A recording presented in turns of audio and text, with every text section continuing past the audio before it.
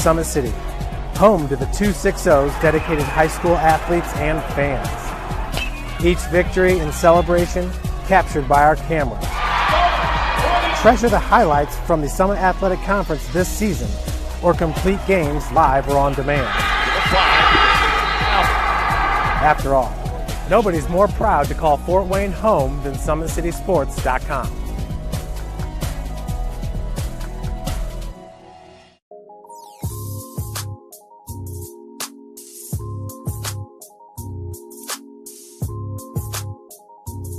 There are tons of benefits to using compression therapy, but my favorite are speeding up muscle recovery, reducing swelling and inflammation, and improving my athletic performance.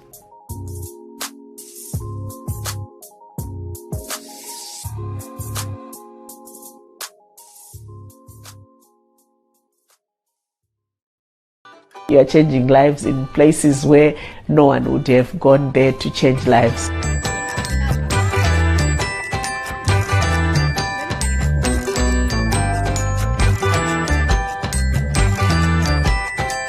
I mean, the difference is the joy in the children, the excitement.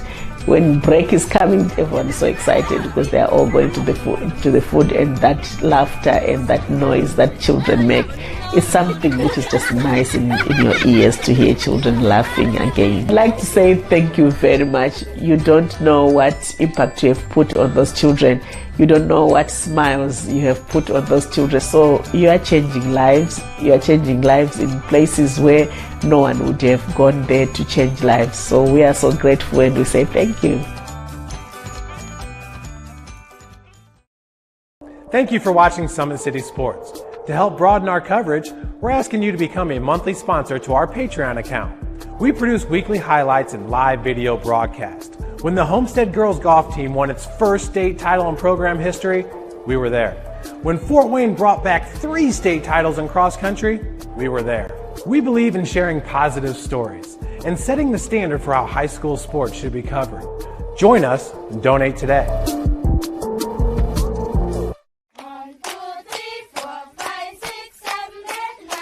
Sometimes people have a question when they give us funding, does it really reach the child? You know, it does. Why are you all laughing? We want to make sure we're seeking out children that might be in places that seem impossible. Demonstrations, riots, Mary's Meals, bypasses all of that. You sure we have to do this? A bit of a hill. So this is Whistler. His mother said, if you're coming to school, you got to bring your sister because they have to go and work in the fields. So this kid carries his 1-year-old sister everywhere. You know, I thought going up that mountain, Mary's Meals can reach everywhere that there's a hungry child. They are magnificent and give you so much more than you give them. A lot of those kids don't eat in the morning. A lot of those kids don't eat at night. She said, I have been praying, and bim, Mary Meals is coming. You see what happens after a simple meal? They just came to life. Love reaches everywhere.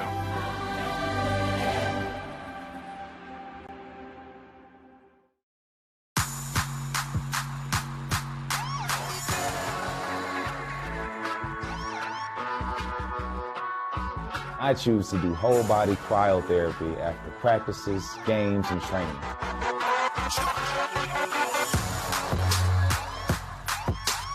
It reduces inflammation in my muscles and allows me to move more agile throughout my profession. I became a believer in iCryo after my severe injury in college at Notre Dame, tore my ACL, and I was looking for ways to recover, ways to get back on the field. So I'm thankful for iCryo.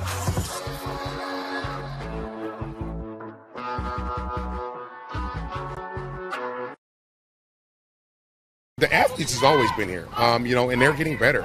You know, I'm watching, you know, Summit City Sports, man, they're doing an awesome job. And, I mean, that's a plug. Them dudes are doing an outstanding job. And I'm able to be in Nashville and watch games on YouTube that they're broadcasting, and I'm seeing the talent. And it is just truly outstanding. And, I mean, you guys have seen the talent that's in the NFL now from Fort Wayne, Indiana, the talent that's coming up now, and the talent that, you know, is just here, man. It's really cool. I was once a Southside kid who was led on a journey by high school football. A journey that taught me discipline, toughness, and the skills that made me a success. As a businessman with a CPA license who owns his own firm, I still use the building blocks of high school sports in my everyday life. Someday sports will end no matter what level you reach, but you will be left with the skills to compete in the next game, the game of life.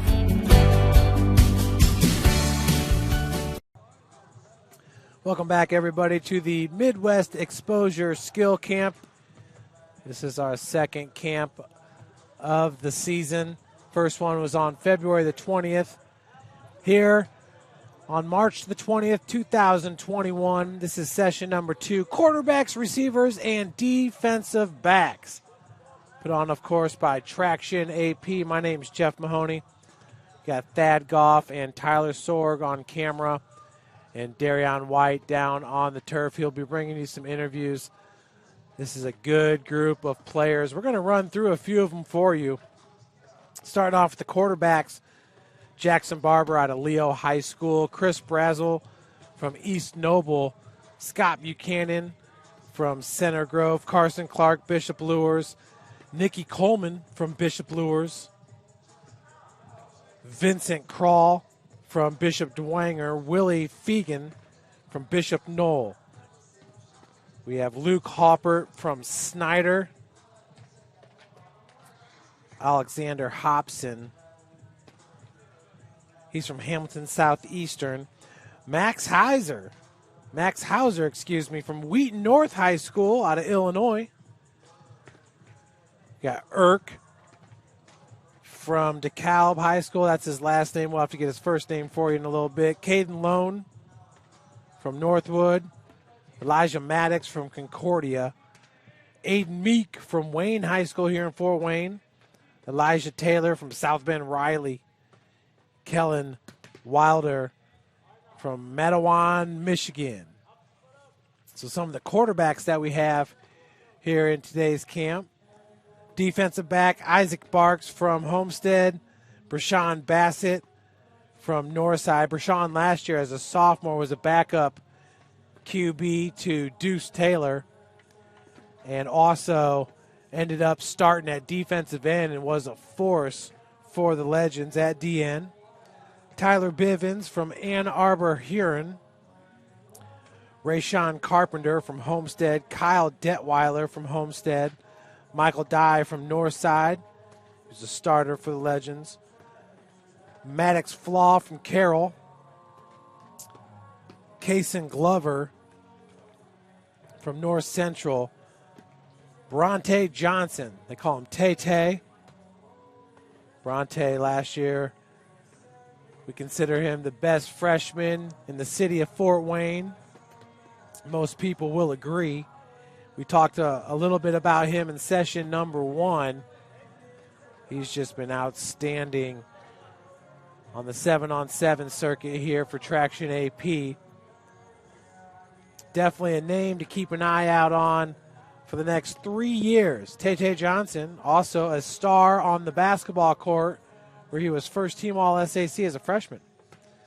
Colin Jolis from Homestead. Caitlin Lee from Bishop Luers. Jackson McCullough from Snyder High School. His older brother, Jonathan McCullough, was a defensive back last year, senior at Snyder, and will now be going to the University of Cumberlands in Kentucky. Justin Pates from Homestead. Ebon Pearson from Homestead. Xander Pratt from Concordia. Ethan Reith from Carroll High School. Zyers Ruff from Ann Arbor Huron. Aaron Stewart from Carroll. Joe Tramble from Grand Blanc High School. Tyler, from Grays Creek. Colt Van Houten from Warsaw. And George Valdez from Carroll. Looking at the wide receivers, that's the biggest group. Justin Anderson from Carroll. From Bloomington High School, Robert Black. Brooks out of Warren Central. Rocco Scioka from Bishop Dwenger. Rocco was the MVP of session number 1. James Coverstone from Carroll, Gavin Kozad from Homestead, Rylan Crawford from Leo. Rylan, 6'3", one of the top wide receivers in Northeast Indiana. Doesn't play in a passing offense. They're a wing T offense, but he is a total force for the Lions. Parker Philly from Northwood, Fisher from Wayne Trace, Dawson Garrett from Columbia City, Brody Glenn, the top receiver in the SAC a year ago, statistic-wise, 6'2", 185. He's back. Mylan Graham, Joe Hall from Avon, Graham's from New Haven, Kenesha Holder from Snyder, Devin Holman from Warren Central, Antoine Lake from Bishop Luers, Brian Matthews from Carmel High School, Krishan Menson from Bishop Luers, be one of the fastest kids here in session number 2. Caden Miller from Leo, Connor O'Rourke from Matawan, Santiago Ortiz from Snyder, Adorian Rogers from Snyder, Jaden Schmeck from Northrop, Cade Schneider from Carroll, Henry Scruggs from Concordia, Gage Sparrow from Homestead, Braden Steely. Steely is a stud. He'll be one of the most fierce competitors here in session number 2. He's out of Carroll High School.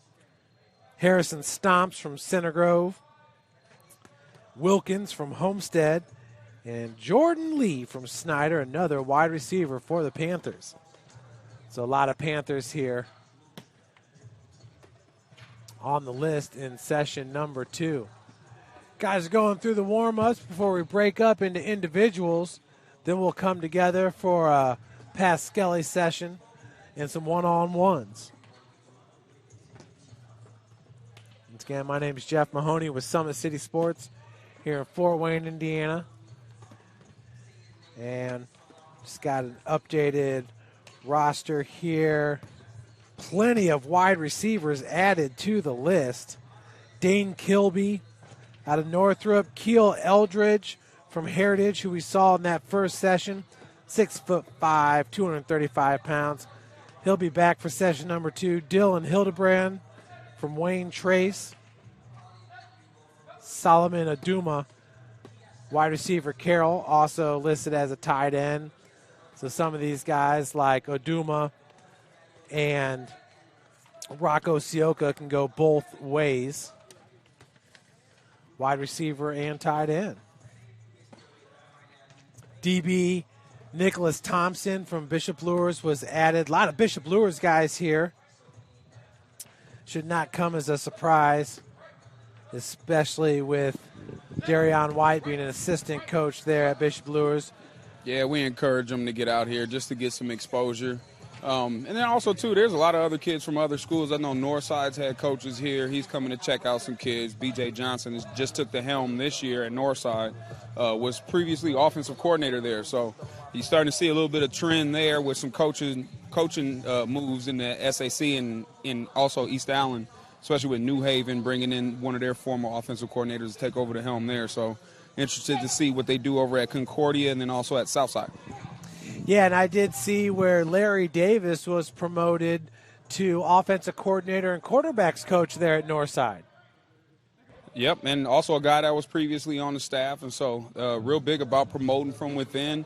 I think if it's not broken, you don't fix it. So I think that's the approach BJ's taking over there. Is, you see guys who are doing a good job in their roles, why change them out? Elevate them and promote them if you can, and so that's what you see going on there. There's some coaches from Luers that have gone over there, too, to also help out. So I think he's building a pretty good group of coaches to kind of take over for Mike Brevard over there. Yeah, well, Larry Davis in his playing days was an absolute force at Snyder High School. He was in my class over there with the Panthers, so I had to play him every single year. And Snyder beat us every single year, so that wasn't fun. But Larry ended up going to Ball State. I believe he was a starting wide receiver at Ball State along with, his name just escaped me, from Southside. Is it Adrian Reese? Adrian Reese. If you say Southside, just say Reese and you'll probably hit it on the head. Oh, man, I can't tell you. Adrian Reese was also a point guard on the basketball team. And that year, we played in the first ever game, Bishop Dwenger did, at Southside Stadium. First ever game played there. And we were beating them pretty bad at halftime, and Adrian Reese just went off in the second half, and they ended up getting the win. So Southside won their first ever game played at their stadium, which is currently their home stadium. As Darian mentioned in session number 1, Southside's going to have a new head coach this year. Yep, that job is open. Roosevelt Norfleet stepped down as the head coach there. He was there for 7 years.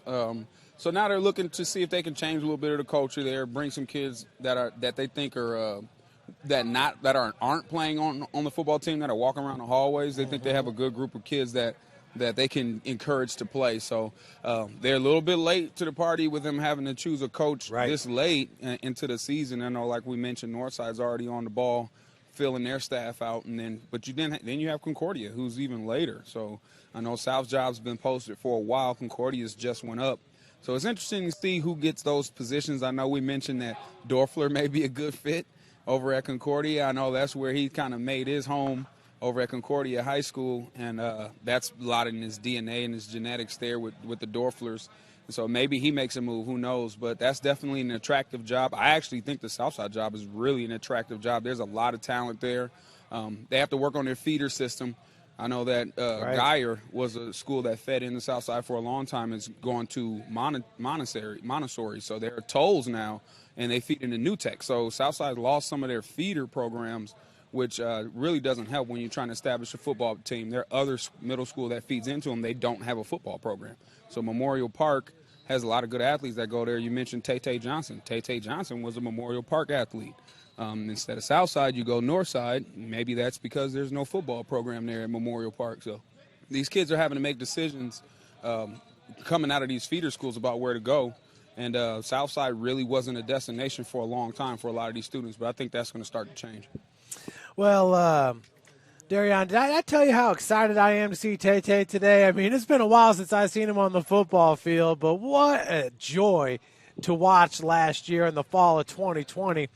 Of course, even with COVID and all that, the SAC was able to get off every single game. And Tay Johnson, people were kind of cooped up in their homes and stuff like that. He just brought so much entertainment to the Fort Wayne community with what he can do, not only on the basketball court. He was first team All-SAC, but football-wise, man, he is explosive.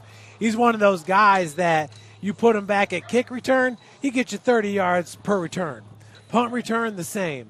Wide receiver can break 3 or 4 tackles, get you an extra 20 yards after contact. And it's raw ability. It's raw skill. He really hasn't trained much. He's getting in there to start training now with Dre as far as receiving work is concerned. He's working a little bit with LB. I mentioned earlier that he's trying his hand on the defensive side of the ball for the 7-on-7 team. The last tournament he was in, he was one of the breakout players of that tournament because of what he could do on both sides of the ball. So you talked about how athletic he is. Of course, he's a great basketball player. I remember him and my son played together. They won a city championship in middle school. So I've been watching him play for a long time. He gets bigger every year. He gets more athletic. And it's exciting to watch him. What he did at Northside last year, it needs to be noted. As a freshman, that is incredible to come in and contribute to a team that was a good team. You got Deuce Taylor, who was the quarterback there. So he was able to get some balls from him. And, Northside, offensively, they figure out how to get their best players the ball. And so you saw that happening last year with Jordan Turner. You get him the ball in space, or you get Tay the ball in space, and they're just explosive. So I know they lost their linebacker from last year, or their starting running back from last year. But they have his younger brother who is going to be stepping in for him this year, and I think they won't see a beat missed. So I just want to play a replay here from session number 1. This is Rocco Scioka, who was our MVP. What a set of hands. He was playing tight end in session number 1. We're going to see him at wide receiver. What did you see from Rocco here in session number 1 that really impressed you? I think Rocco, obviously, from what we talked about, his skill set with having a foundation as a receiver really helps him flourish as a tight end, just because he's used to running a variety of routes. So the route tree for a receiver is a little bit more extensive than it is for a tight end, because you don't have the responsibility of blocking. A lot of times the tight end routes are shorter routes, drags across the middle of the field, that kind of thing. So there isn't a lot of versatility to it. But what he showed in that one-on-one session is that he can play out wide too. And so one-on-one for a tight end typically would be kind of boring, but not for him, because he's able to run a variety of different routes, and we saw him put that on display. So you'll see that again in this next session, but he'll be able to do a little bit more because they're going to have a little bit more versatility with the receiving group than they did with the tight end group. Yeah, great body control up in the air. We talked about how he can high point the ball. One guy I was bragging about a little bit, another Northside guy, but Brashawn Bassett, also on the basketball team, had an outstanding sophomore year, but started off last year as a backup QB. They moved him over to DN, and he really was the difference maker at DN. And now he's listed as a DB here in this session number 2. So are we going to see some real versatility out of Brashawn Bassett? That's a good question. I'm not sure if he is currently. Right now, he's taking some reps with the quarterback. So, it's hard to break old habits. He might have come out here as a defensive player in the beginning and then saw the balls being thrown at targets, and I think he wanted to come join it. So, but again, having that kind of versatility, being able to play multiple positions, really important for a quarterback that maybe might not be the starting quarterback at the time. If you're a backup quarterback, being able to play a different position only gets you more experience. It only helps you understand the game a little bit better. And I think it's just better use of your time than just sitting and waiting. And I think he realized that, although at Northside the plan is for him to take over the helm there. Deuce Taylor left last year going over to Morgan State, one of the best quarterbacks in the state. He's gone now, so they're really looking to fill the hole. B.J. Johnson's here, Northside head coach, is checking out his quarterback. Probably saw him playing some defense and said, why don't you go over there with the quarterbacks, because we're going to need you to toss it next year. So, yeah, I had heard Ryan Collins could also be in the mix to maybe move over and play some QB at Northside. But Bassett, he's been the backup there ever since his freshman year. And I can see why. You got the ball in your hand every single play. Right there with the red hat, that's Luke Harper. And I thought a month ago on February the 20th, Luke Harper, what drastic improvements from a year ago. I even made a mention that he reminded me of Deuce when we saw Deuce back in late June, the way he was able to hit the target almost on every single throw. Yeah, and it's about getting better in the offseason, and Luke definitely did that. You can tell. You can look at his body type. He's bigger. He's stronger. He's a little bit more athletic this year. Sometimes quarterbacks don't take too much pride in building their body. Everybody sees Tom Brady's draft pictures, and they're like, oh, I don't have to really, have a six-pack in order to be good at this. And, Tom Brady's unique. But some of these other kids realize that they need to develop their body, and Luke is definitely one of those kids. If you've ever seen his dad, then you understand. Dad looks like he works out every single day. So I'm sure in that household, weightlifting is just normal. It's commonplace. Yeah, and his dad is Brent Harper, and his brother Michael Harper, a QB over at Indiana State. But, yeah, I've been following Brent on Facebook. Great guy, just so passionate about sports. And last he said, Luke is invited to the QB Gunslinger 2021 camp. The QB Gunslinger presents skill players, and this is going to be in Dallas, Texas, Knoxville, Tennessee, and it's invite only. So obviously he's making a name for himself. Some of the top camps in the country are wanting Luke to showcase his talents. Yeah, that's a big deal. I mean, that's when you're starting to get these things on a national level. They're invite only. There isn't just pay and show up. They have to want you to come out there. So they're hand-picking you. And if you are able to make that, then you're doing well. And so for a quarterback like Luke, who, if you go back and look at a bunch of game tape and stuff, you may not be that impressed because there wasn't a lot to look at, just not a lot of volume. But when he goes to things like this, these showcases provide him with a little bit more visibility and some clips that he can share with some college coaches. And next thing you know, you start getting invited to some other places. So that just talks to a little bit of the value of these showcases. We interviewed a few kids earlier today who were here from out of town. You're talking kids here from Kentucky, kids here from Ohio, from Indianapolis, and all of them say the same thing. They're trying to get more exposure during a time where there isn't a lot of opportunity for that to happen. So if you're able to get to a camp where you're invited, that's a big deal. Yeah, Brashawn, right now he's with the QBs. He's on a knee. He's coming up here in a second. He's wearing number 346. His body language on the basketball court from his freshman year to his sophomore year, as far as buying in as a teammate, as a team leader, just showing a good example for the rest of the kids, I thought it was really impressive. And if that transfers over to the football field, which I saw that it did, I'm sure playing with Deuce for a full season helped a lot with that too. I got to believe that he's going to be one of those guys, one of those leaders in the locker room to help get guys up, to help get them motivated, and to keep them focused. Yeah, and we saw the same thing. And I think there was a lot of things that helped him as far as his comfort level last year. Obviously, bringing in a Deuce Taylor, it can help for your confidence level because they've known each other beforehand anyway. So just having a guy who's like a brother to you being in the same locker room is always an addition, a help. But then when we say brother, his actual brother is Tay Johnson. So a lot of people don't know that, but Tay and Brashawn are brothers. And so having your younger brother come in as a freshman also helped aid to his comfort level. And then also on the basketball court, because you know Tay Johnson's a great basketball player as well. So whether it had been football or basketball, I think adding your brother to the team and then a couple people you're very familiar with in Deuce Taylor and some other guys, that really helped him kind of settle himself down. Yeah, just moments ago you saw Luke Harper and Jackson Barber, who is a returning quarterback starter for Leo High School. Both of them hitting the target. A lot of these guys nailing that target. You saw Brashawn just hit the steel frame on the outside.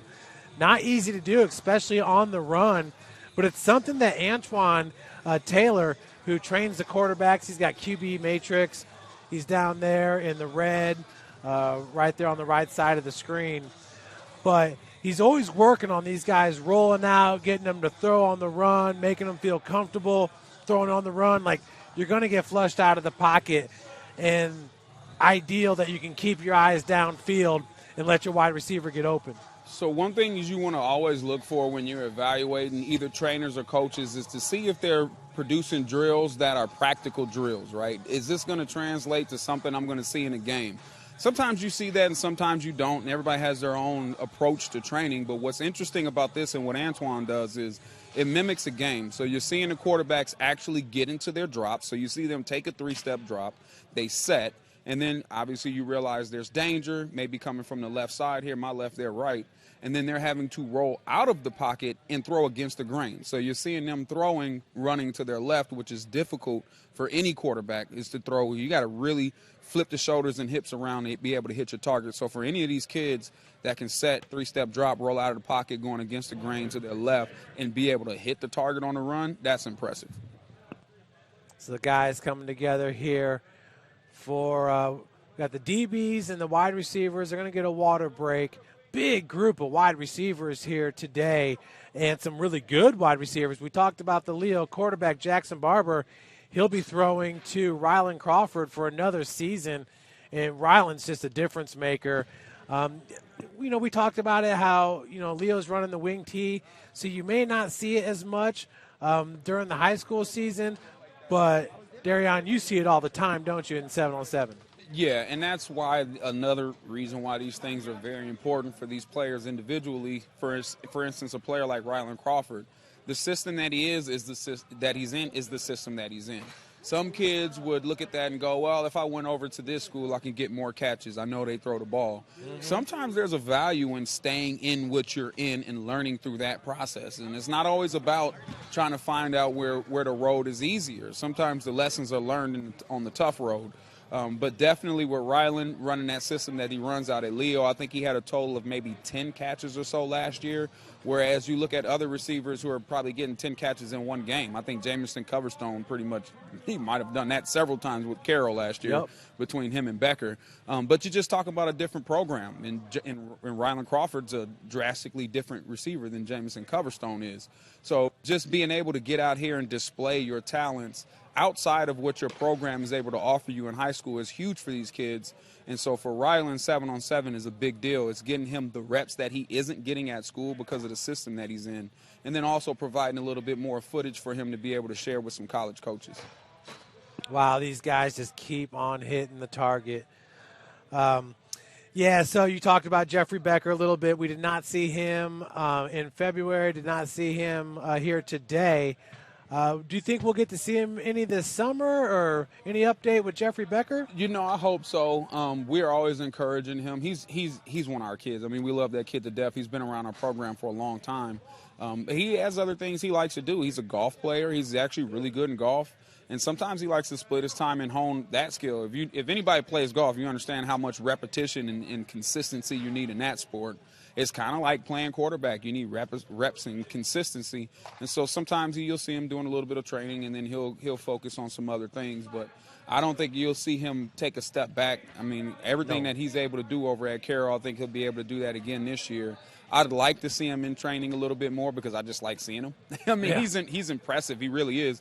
Because if you look at him size-wise, he's probably about a Luke Harper size. They're about the same size. They're not huge kids. But they're athletic, man, and just watching him throw that ball, this drill right here, he would find his home in this drill, I know for sure. You know, Becker's been starting since his sophomore year. He'll be a senior next year, and I've always kind of said, you know, if I had to build a team, he'd probably be the first guy that I'd take in the SAC. I agree. He reminds me a lot of Peter Morrison. So Peter Morrison was a Concordia quarterback who the last time they made a state run, they won a state championship, it was him who was at the helm of that team. And he was just a leader from start to finish. The kid would show up early, leave late. He was always in Antoine's back pocket. He wasn't always the best player with us as far as 7-on-7 is concerned. A lot of times there were guys that were better than him, but that never bothered him. He was always just focused on getting better. And you can see a lot of that in Becker. They're kind of similar in that regard, where they just lead their team. Even being opposite sidelines of him last year, I can see between plays he's talking to his receivers, talking to his offensive line. He's in his coach's ear. He's talking about adjustments, things that they could do to win. And when you have a quarterback who's involved in the game in that manner, you're set up for success. I think if they're conscious about everything outside of just their own performance, then you have a good quarterback. You know, speaking of Peter Morrison, second straight year he's a starting quarterback at Concordia Ann Arbor, an NAIA school. And they're 3-0 atop the MSFA Mid-East. They beat St. Francis last week. They beat Marion the week before.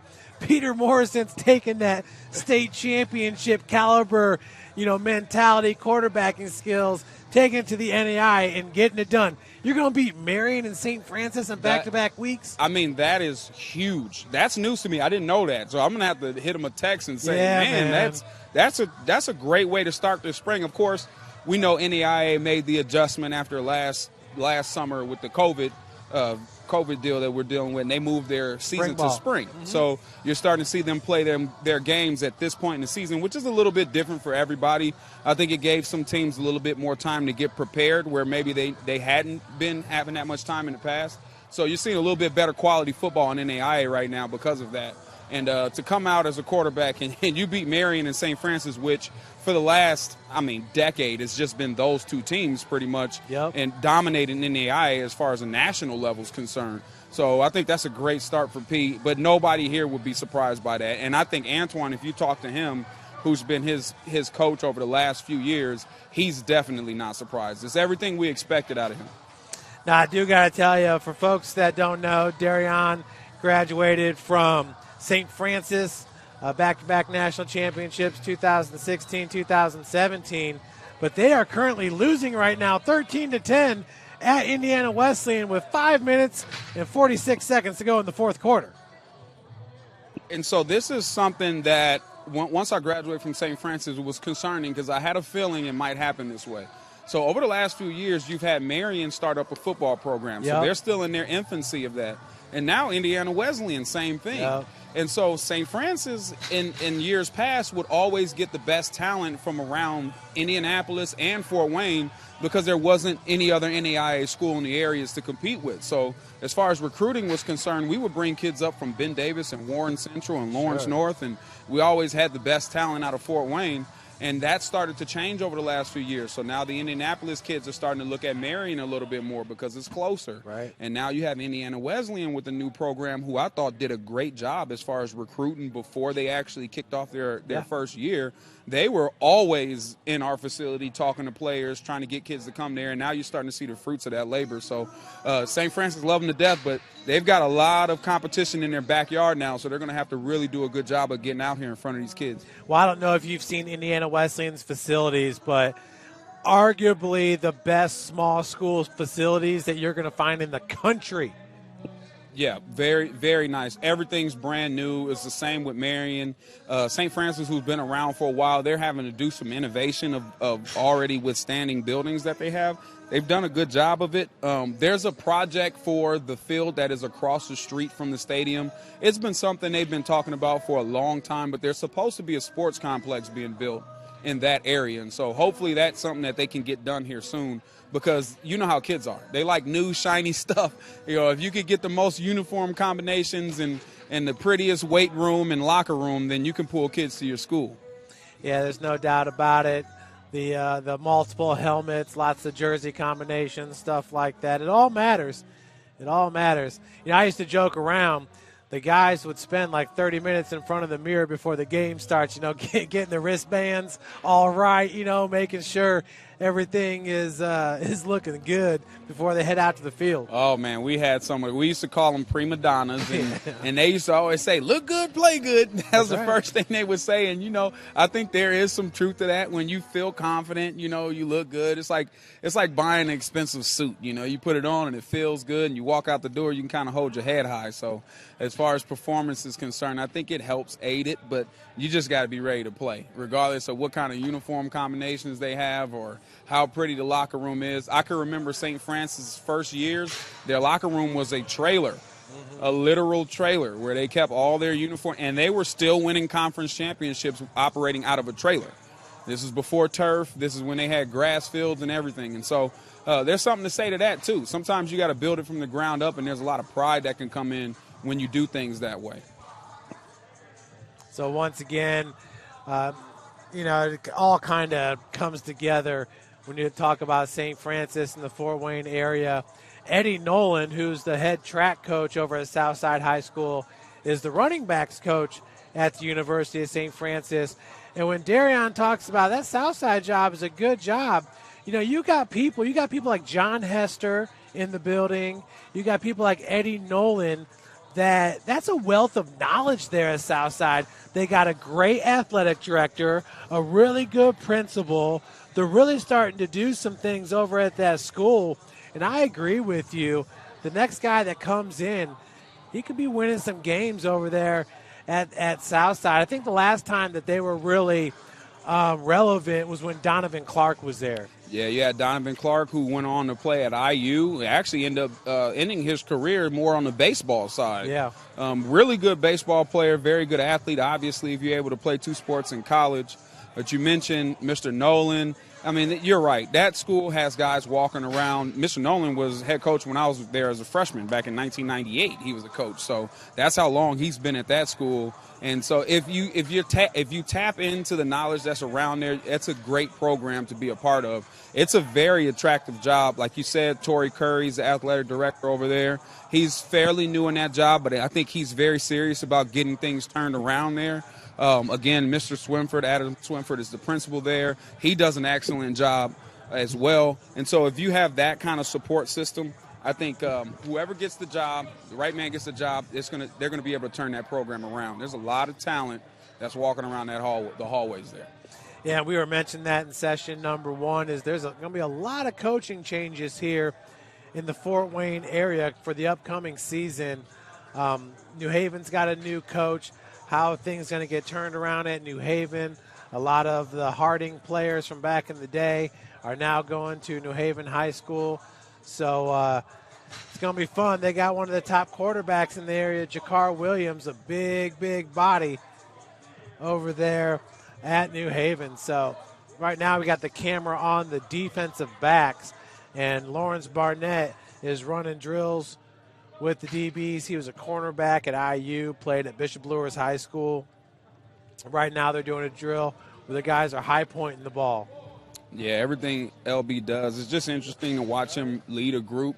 Him and Dre are very similar in their approach to training. They want to try to give you, and Antoine as well, they want to try to give you things that you can use in reality, not just throwing cones on the ground and telling kids to run around cones. There's a lot more to it than that. And if you see LB in practice, you'll learn. You stand next to him, you'll learn something. He's obviously starting to expand his training into more professional athletes, dealing with Jesse Bates on a regular basis. Whenever he comes back home, he's with LB. And so that's good for some of these young DBs to see that the same things that they're being taught are the same things they're being taught to a professional athlete. And you can see from Jesse's success last year that they work. You know, it's not just things that we do to buy time. You know, you come in for an hour training session, we're trying to give you everything that you're going to need to succeed in the field.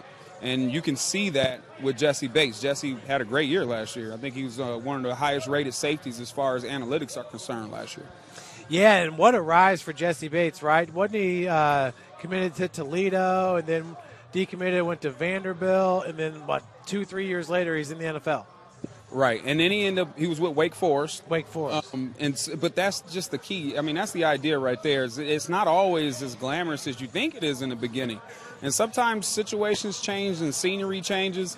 We've had one kid, we were just having a conversation with him where he got recruited by a certain coach that ended up getting a job at another school. So he's a senior, and he's like, I've already committed. This guy is the reason why I'm coming, and now he's going to a different school. What do I do?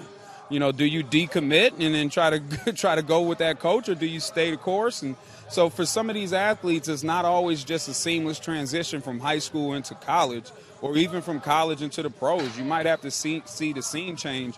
You mentioned Ben Scaronick earlier. Ben Scaronick was a Northwestern kid, which is an excellent program. I mean, Fitzgerald out there just does a great job. And then also, too, the academics of Northwestern University are some of the best in the country. And then you see him leave for a fifth year to go to Notre Dame. It's kind of like, you know, childhood dream, man, Notre Dame, Golden Domers, you know, and he goes over there. His dad's a great guy, too.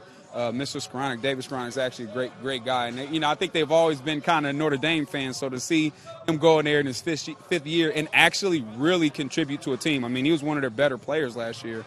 Yeah, it was fun to see. It was good to watch. Yeah, by the end of the year, he definitely was a leader for that team. So once again, guys are going to be coming together here in a little bit, and I think we got a great group of guys. You know, one of the names that we keep on seeing here at the showcase, and every single time, I swear, this kid works harder and just kind of has more grit, I feel, than almost anybody on the field, but that's Braden Steely from Carroll. Braden Steely is just built a little bit different than most kids. From when he was a little kid, you could see it when he was about 6th grade, 7th grade. He was smaller than everybody else. He was unathletic, not very fast, but he would show up early and he would just outwork everybody. Yeah. Some kids, you put them in front of another kid and they'll just eat them alive because of their willpower, and he's one of those kids. His willpower goes well beyond anything he can do physically or mentally. He just drives and drives and drives, and he will wear you down over the course of time. If you beat him initially, he's going to get up and come right back at you every single time. And that's just the way he's built. All of his brothers are the same way. They're all like that. And Mom's even like that. Mom's pretty tough, too. That's where it starts, don't it? It starts with these moms.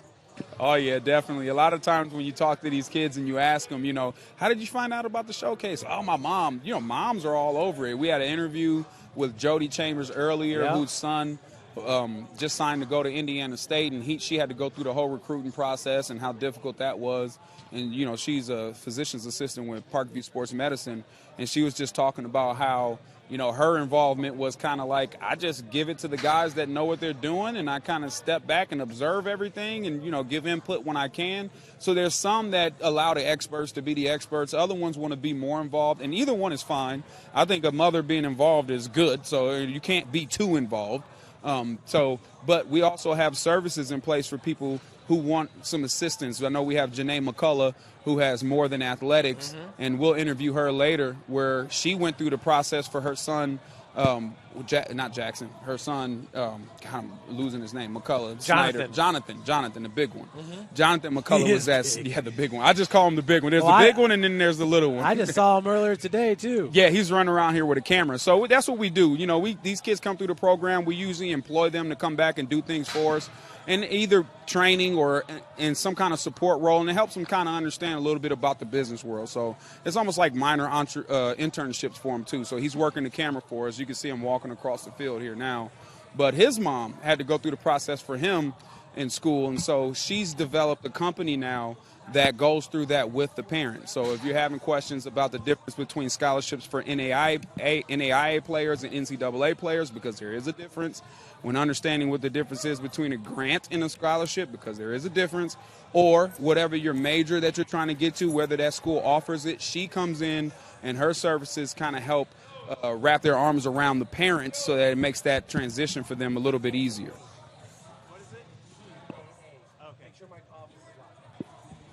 So right now we got DBs who are back in action, still going through some backpedal break stuff. Receivers about to start to get going, catching the ball here.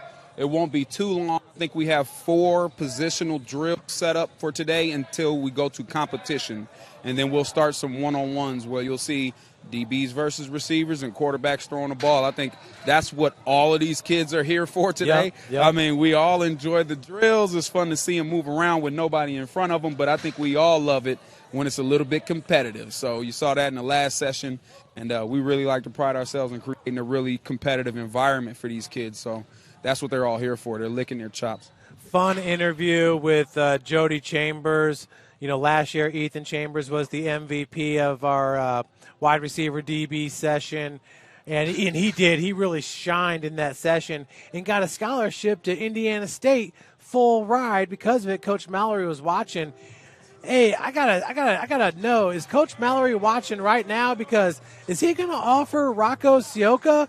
We went down there and Rocco said he doesn't have any offers yet. I tell you what, I think I would encourage him to. I'd say that. I think Indiana State has a good thing going down there with Coach Mallory. They're really trying to turn things around. It was fun going down there and playing the one time we did when I was at St. Francis. They got good facilities down there. My best friend is an alumni of Indiana State. He goes back every single year for homecoming. So they really do a good job with their alumni. Kids who go there love the program once they leave it. So that's a good thing. And, of course, they had a Reese in that program, too, at the time. I think the oldest, Courtney, there was a Courtney Reese that played there, and I think there was one older one, Javon, I think may have played there for a little while, too. Well, hey, Coach Mallory, you could get Rocco Scioka. You'd go 6'4", 6'4", 6'2", with just 4 Wayne wide receivers when you look at Jared Kistler, Ethan Chambers, and Rocco Scioka.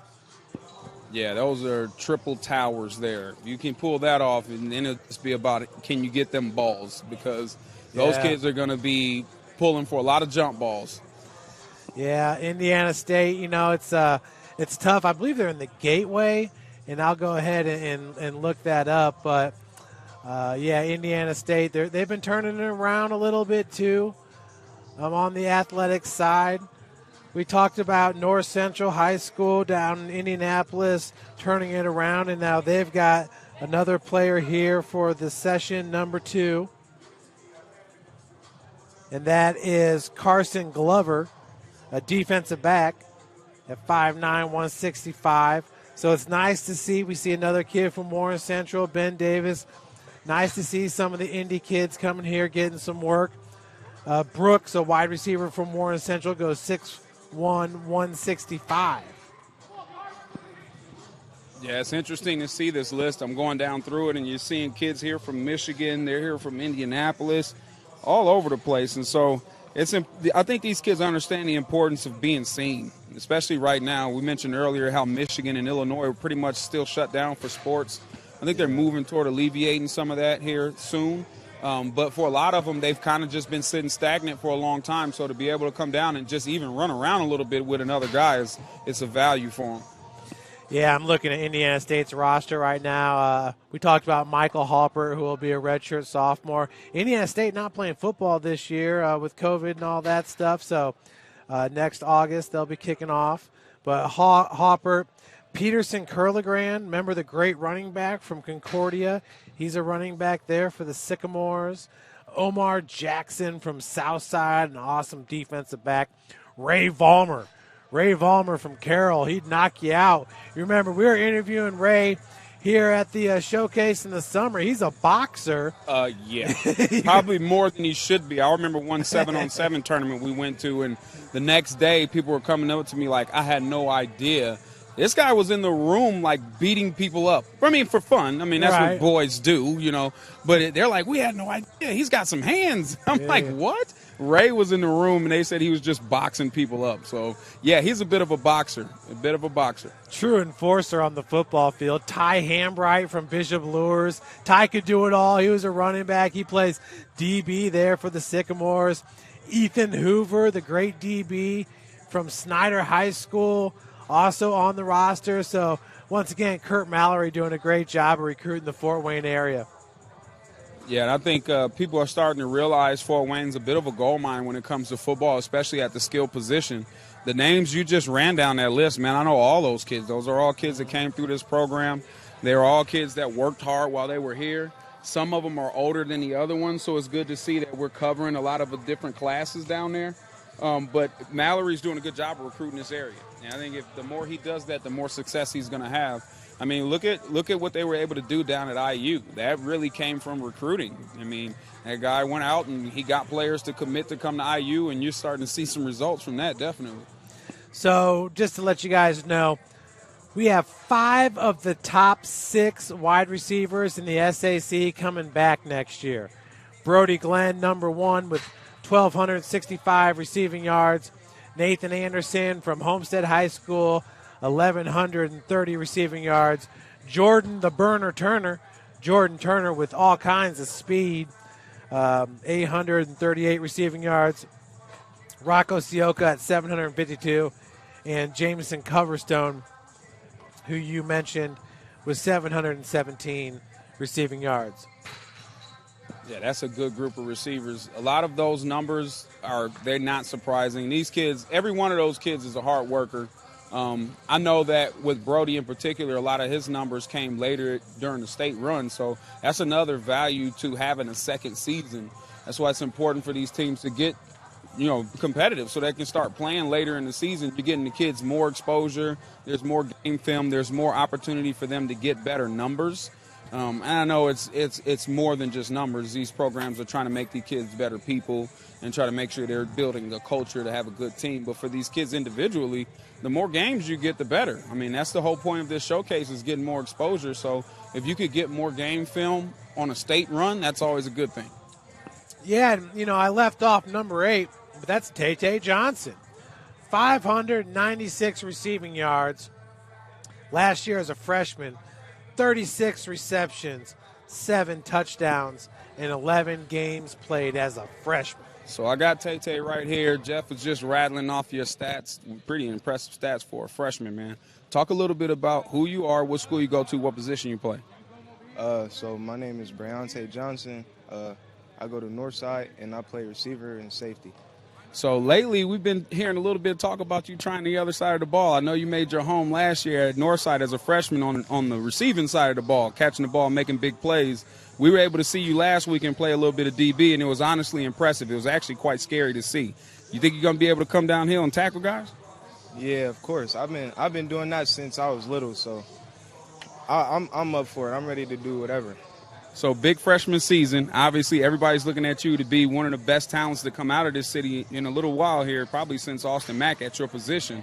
How are you going to recreate what you did last year as a freshman and add on to that? So now you have a different head coach, obviously. So Mike Brevard left. He went on to go to St. Francis to coach the linebackers there. B.J. Johnson, who's in attendance today, is going to be your new head coach, who was your offensive coordinator last year. He was really creative about putting the ball in your hands. Talk a little bit about what he was able to do for you to get you exposure last year. So I was just good in open space. So he was like, I'm just going to get you in open space. That's why we was running a lot of bubbles, jet sweeps, a little short stuff. give me an open field. And I think this year they're going to try to open it up a little bit to get you stretching the field down the field. So obviously with being a freshman, you probably don't want to give you too much to try to consider. You know, everything's pretty new for you.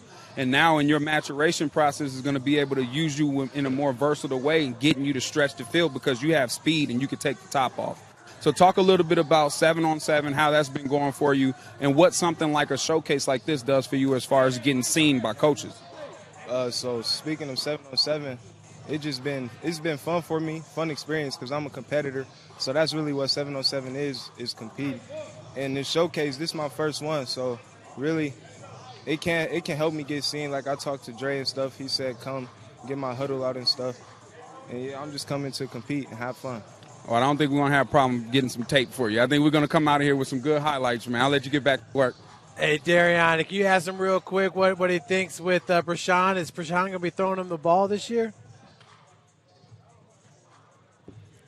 Oh, it's going to be fun, you know. We've been really doing that since we was little, even in the backyard at parks.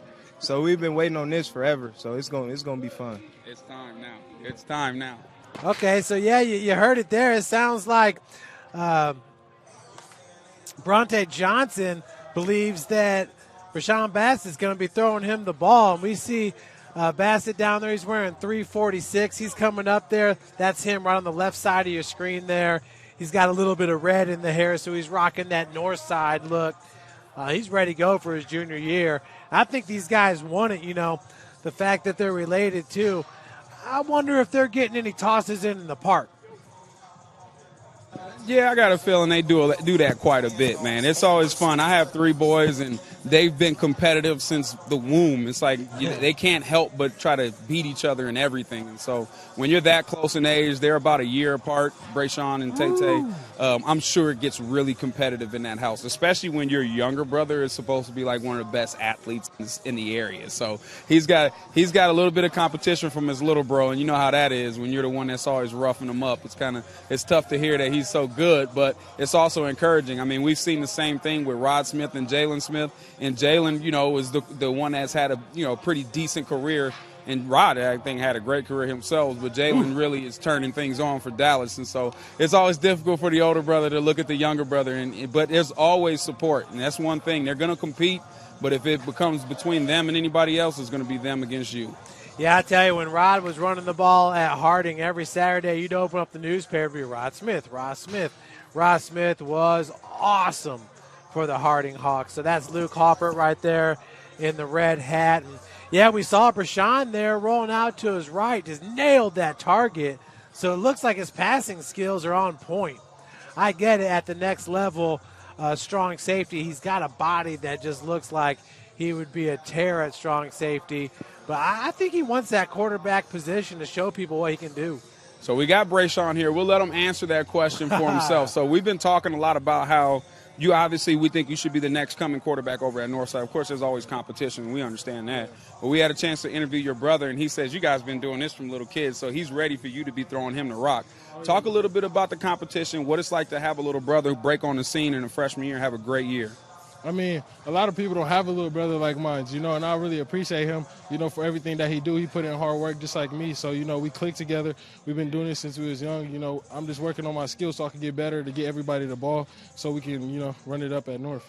Now let's talk about you. So we think you should be next in line. I think that's going to be a competitive process, though. I mean, here's a guy that's going to be nipping at your heels to take the job. You got a new head coach who was your former offensive coordinator, so it's familiarity. Nothing should be too brand new. Talk a little bit about what you can provide Northside to take them over the hump, because there's a question. You guys could be in the running for the SAC title next year. I mean, I think you're a dark horse. Nobody's talking. They're talking Carroll. They're talking to Homesteads, but Northside's returned a lot of good skill players, and I think if we can replace a Deuce with a pretty good quarterback, then there's something that can happen there. Right, yeah, most definitely. I can, you know, provide the pass and the run game, and I can really get the ball. I should be able to get the ball to everyone by the time it comes. So yeah, I'll get the ball to everyone, you know, make sure everybody get it. You know, I can run too. Everybody know I can run. So if I don't got nothing, I'll definitely take off and get us in there. So one other thing we've been talking about is how versatile you are. So one thing we always like to say is if you're not going to be the starter at quarterback, then try to find something else where you can contribute to the team.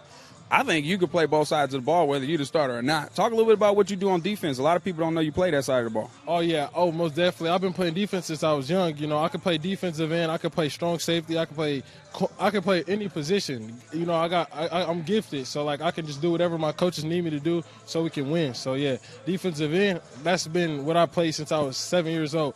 Like that and quarterback, and I have to play line because, you know, metro weight limit and stuff. But, yeah, I play defense. I can do it. I can tackle everything. I can get across the field. So you got any questions for Brayshawn? We got him here, Jeff? Yeah, what did he learn most last year, you know, studying under Deuce for a full season, and then him coming in at defensive end? I thought he was an absolute force. So what did he take most away from last year?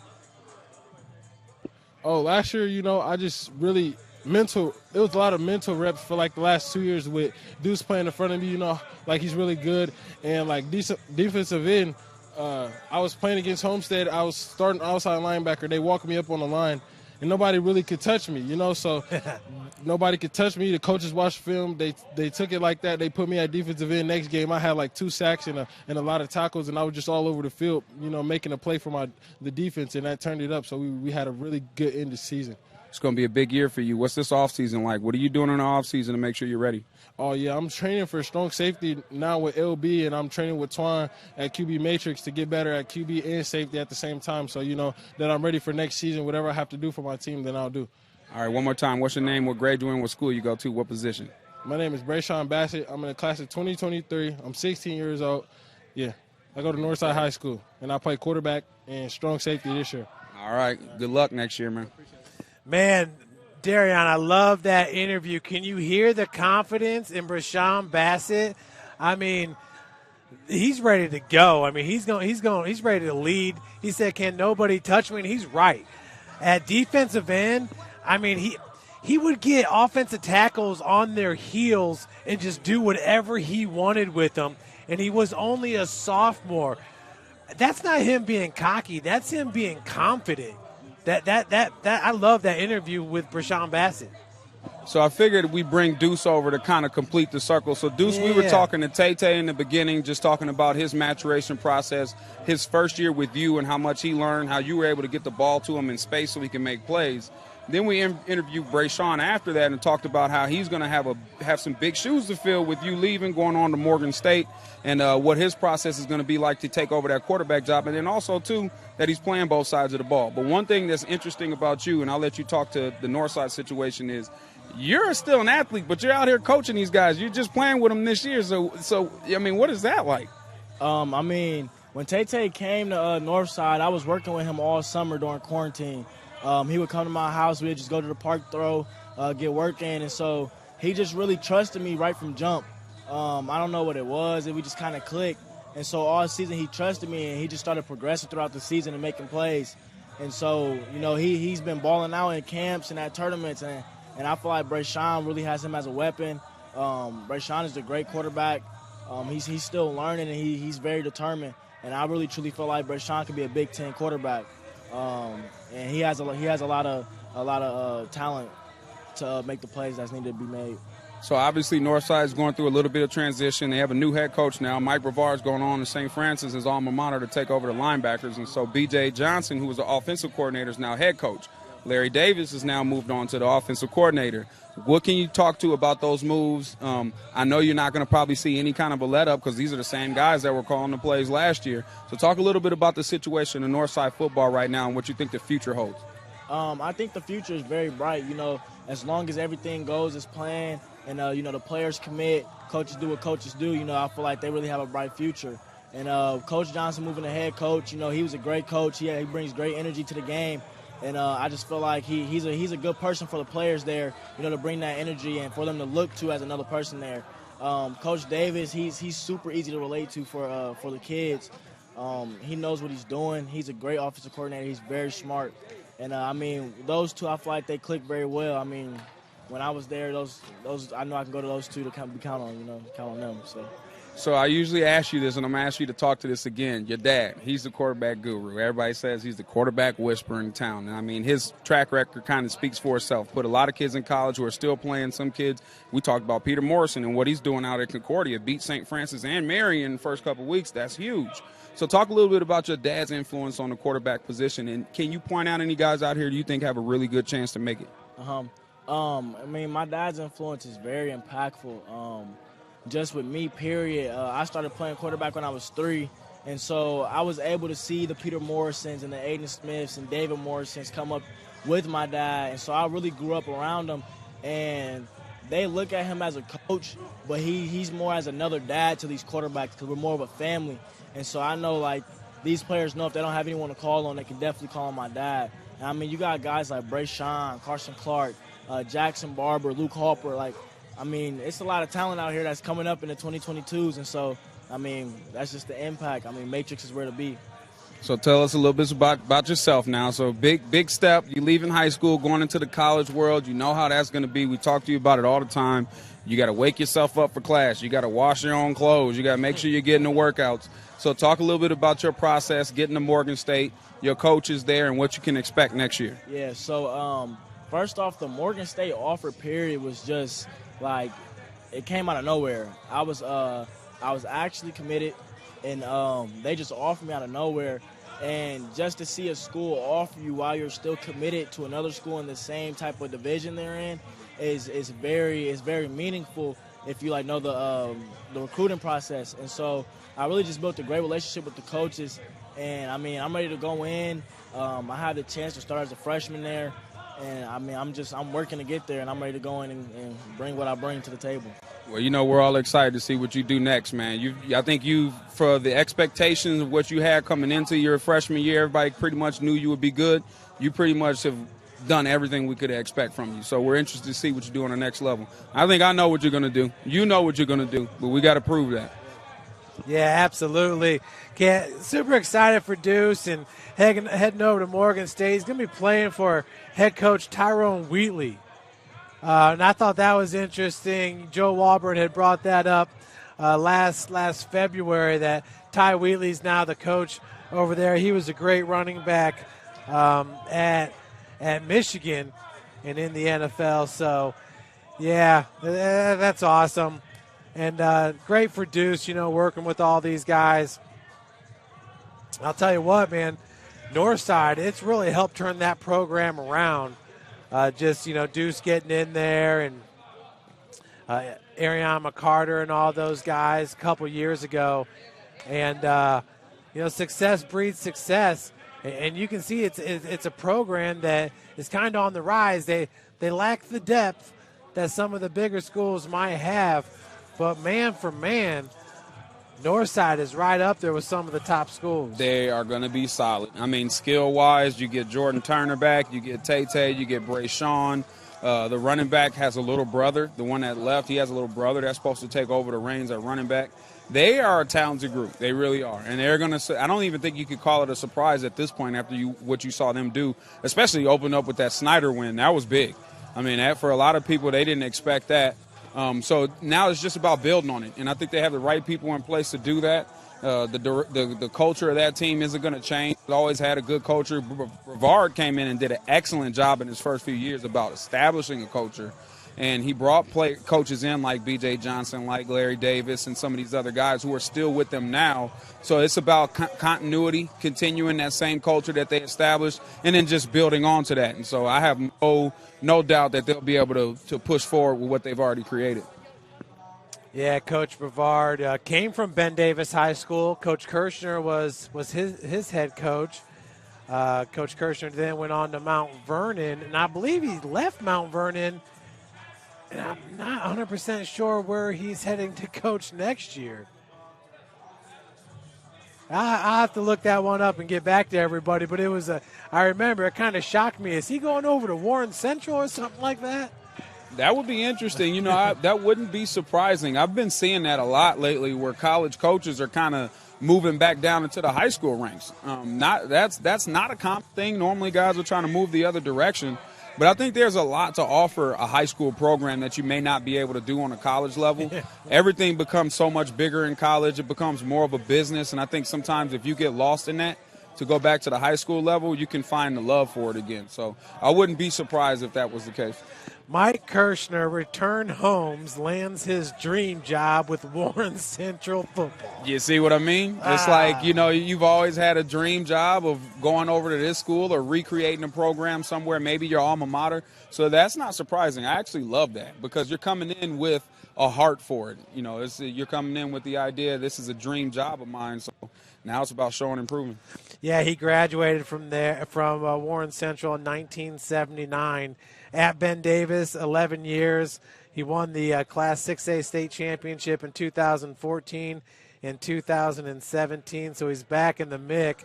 You know, being a coach, I'm sure you want to compete at the highest level, and he did a great job over at Mount Vernon with that program, leading them to tons of success. Last year, I believe Mount Vernon beat Center Grove like early on in the year.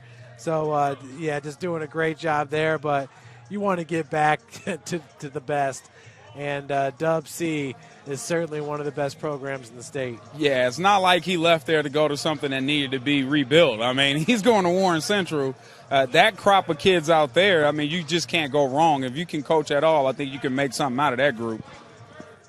Yeah, so we'll check in here, see what his record was at Mount Vernon, because I know it was extremely good. But yeah, back on the field, we're going to have to find another interview because, man, you got us two really, really good ones there. We heard from Bronte Johnson. We heard from Brashawn Bassett. They are brothers. And, man, the chemistry is going to be awesome for them if Northside decides to go that direction with Bassett at QB. I got to believe it's going to happen. I mean, he's been their backup QB the last 2 years. It's the natural progression. The only thing is, man, can a quarterback go both ways? Because I'm telling you, I'd hate to lose him on the defensive side of the ball, just as valuable as he was last year to the team. And maybe that's why they alluding to there's another guy that might take that job. I think if whatever makes the team the best is the route you go, and maybe if you can use him a little bit more in other positions, if it makes you a better team, you try that. You've seen them do something similar in two quarterback systems like we saw at Homestead a few years ago with Goody. Yeah. They were running a two quarterback system, and they were able to do that pretty well too because of God, what is his name now? I forgot his name. Who was playing with Goody? Jake Archibald, who was actually a very, very good defensive player. So he was able to do both. So I think it's possible. It just depends on the coaches to be able to make sure he's efficient at both, and then if it makes the team better, then that works. Yeah, Jake's playing ball at Grand Valley. I know he just got interviewed by Traction AP on the Momentum podcast. Yeah, that's one thing we like to do. We like to highlight some of the players that's been through the program and give them a platform to kind of explain what it is they went through and how it worked for them. And Jake is one of those kids. And so he was on there with LB, and they had a great conversation about just him, his maturation process, and where he's at now, and how that was being in a two-quarterback system and still being able to take that and turn that into some type of athletic scholarship. So it's not always about being a starter. You know, sometimes you can be that backup guy or be sharing time and still be able to fulfill those dreams of playing on the next level. Yeah, so for Brashawn, you know, if he did play defense, that would free him up to play some offense, slot receiver, and kind of like that, I don't want to say wildcat, but that tight end / running back type position seems like it could be really nice for him. But, man, you see that arm he has. He's firing rockets down here. Oh, definitely. No, the arm is definitely there. I've got another player interview right here, so I'm going to let him explain who he is, what school he goes to, and what position he plays. I'm Aaron Stewart, DB at Carroll High School, class 2022. So I wanted to pull you over, Aaron, because I know you've been having some success with these showcases here this off season. So talk a little bit about what you were able to do at some of the camps. I know you walked away with being touted as one of the best players in some of the camps. You want to talk about that? About a month back, went to a Legacy showcase up at Legacy Center in Michigan. Won MVP there, best of best, went undefeated. And then it was like a month ago or a few weeks ago, a showcase here. Tom Lloyd named me Alpha Dog.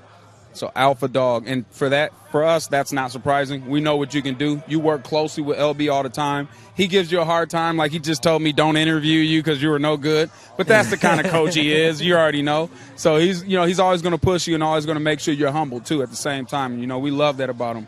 So talk a little bit. We had a chance to talk to Dylan earlier, and he's like the incredible hog runner around out here. But what he talked about is how he's able to get better with knowing you're out here with Jorge Valdez and with Ethan Beaupre and all those guys who are going to be on that Carroll defense next year. Talk about what that D can do. I feel like that defense got a lot of potential. All those guys have been coming up through the system. Dylan, he's fairly new at traction, but we're all getting him right. We're all working on him on these little things, pushing him on these little things. I feel like we've all just been through it long enough. We know what we're supposed to do. We know what the job is. We just got to go there, finish, get it done. Now, Carroll football, I think you guys got a little bit of a target on your back. You guys did a great job last year in the SAC. Becker was throwing the ball around. Jamison Coverstone had a great year. How do you guys improve on that for this next year? And do you think you can ring a bell?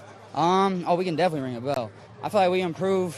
Majority of the things is just mindset things. And I feel like all of that stuff that we can really sit down and talk about. We're all close knit. We can all have this kind of conversation with each other.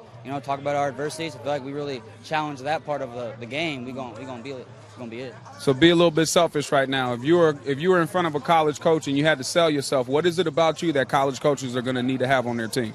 Well, going from the academic standpoint, my grades are good. Love it. Lengthwise, I got long-limbed. I'm a lot stronger than I look. You can ask LB. I'm always aggressive at the line. We love it. I think you're going to have a great year next year, man. Keep it up. Aaron Stewart, stronger than he looks, man. Just try him and see what happens. So taking home MVPs, being named the alpha dog against competition like Bronte Johnson, man, that speaks volumes. Yeah, he had a great camp, man. And that's one of those kids that, and I'll have to interview LB and ask about that kid's work ethic. He didn't mention it, but he's in training five times a week or so. Wow. He's coming in at 6 a.m. He's doing things like, it's not all training all the time. Some of it's some mental stuff. Some of it's yoga. Of course, you got to be careful about, continuous repetitions with these kids doing the same movement. So we're real conscious of that. But he's one of those kids that you got to kick him out of the building. He's just that way. He's taking all of the programs in. So it's not just the training with the LB. He's doing the yoga with Miss and Mrs. Ottenweller. He's doing the mental performance with Dr. Martin. And so it's a kid that's taking everything and all the opportunities that are being provided for him, and he's doing everything he can with them. And so he's one of those kids where I think if you at the end of the season this year, you're going to know Aaron Stewart's name. You really will. Yeah, where is Mrs. Ottenweller? You mentioned her last time. We're going to have to get an interview with Jessica Ottenweller. Of course, Ottenweller Contracting is a sponsor of Summit City Sports, so she might get mad at me if you go over there, Darion, but I heard she's been doing some really good things with Traction AP. Yeah, so she helps us out with the yoga program. So her and Kathy Little, and it's just funny. This is how we operate. When we say things are a family, they really are. So both of them, their relationship with Traction started off as being parents of kids who were training. And so Miss Little is Griffin Little's mom. He's over at Bowling Green, was a Homestead kid, played tight end. So she does our yoga with Miss Ottenweller. And, of course, Liam's out here, Liam Ottenweller.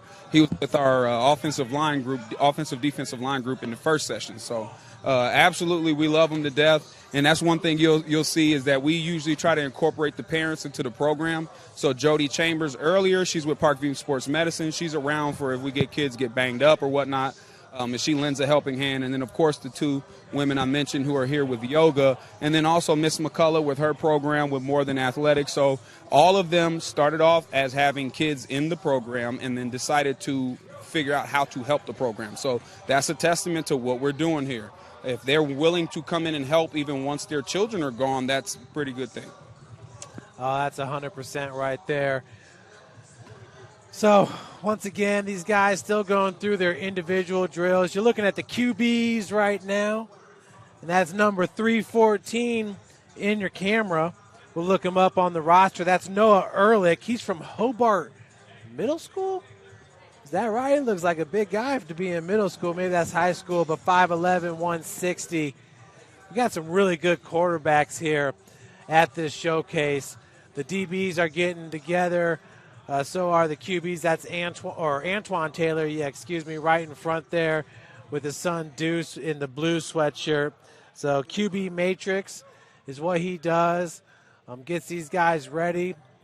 You know, we talked about it a month ago, but at one point last year during the season, Deuce was number 1. Jeffrey Becker was number 2 in the state of Indiana passing.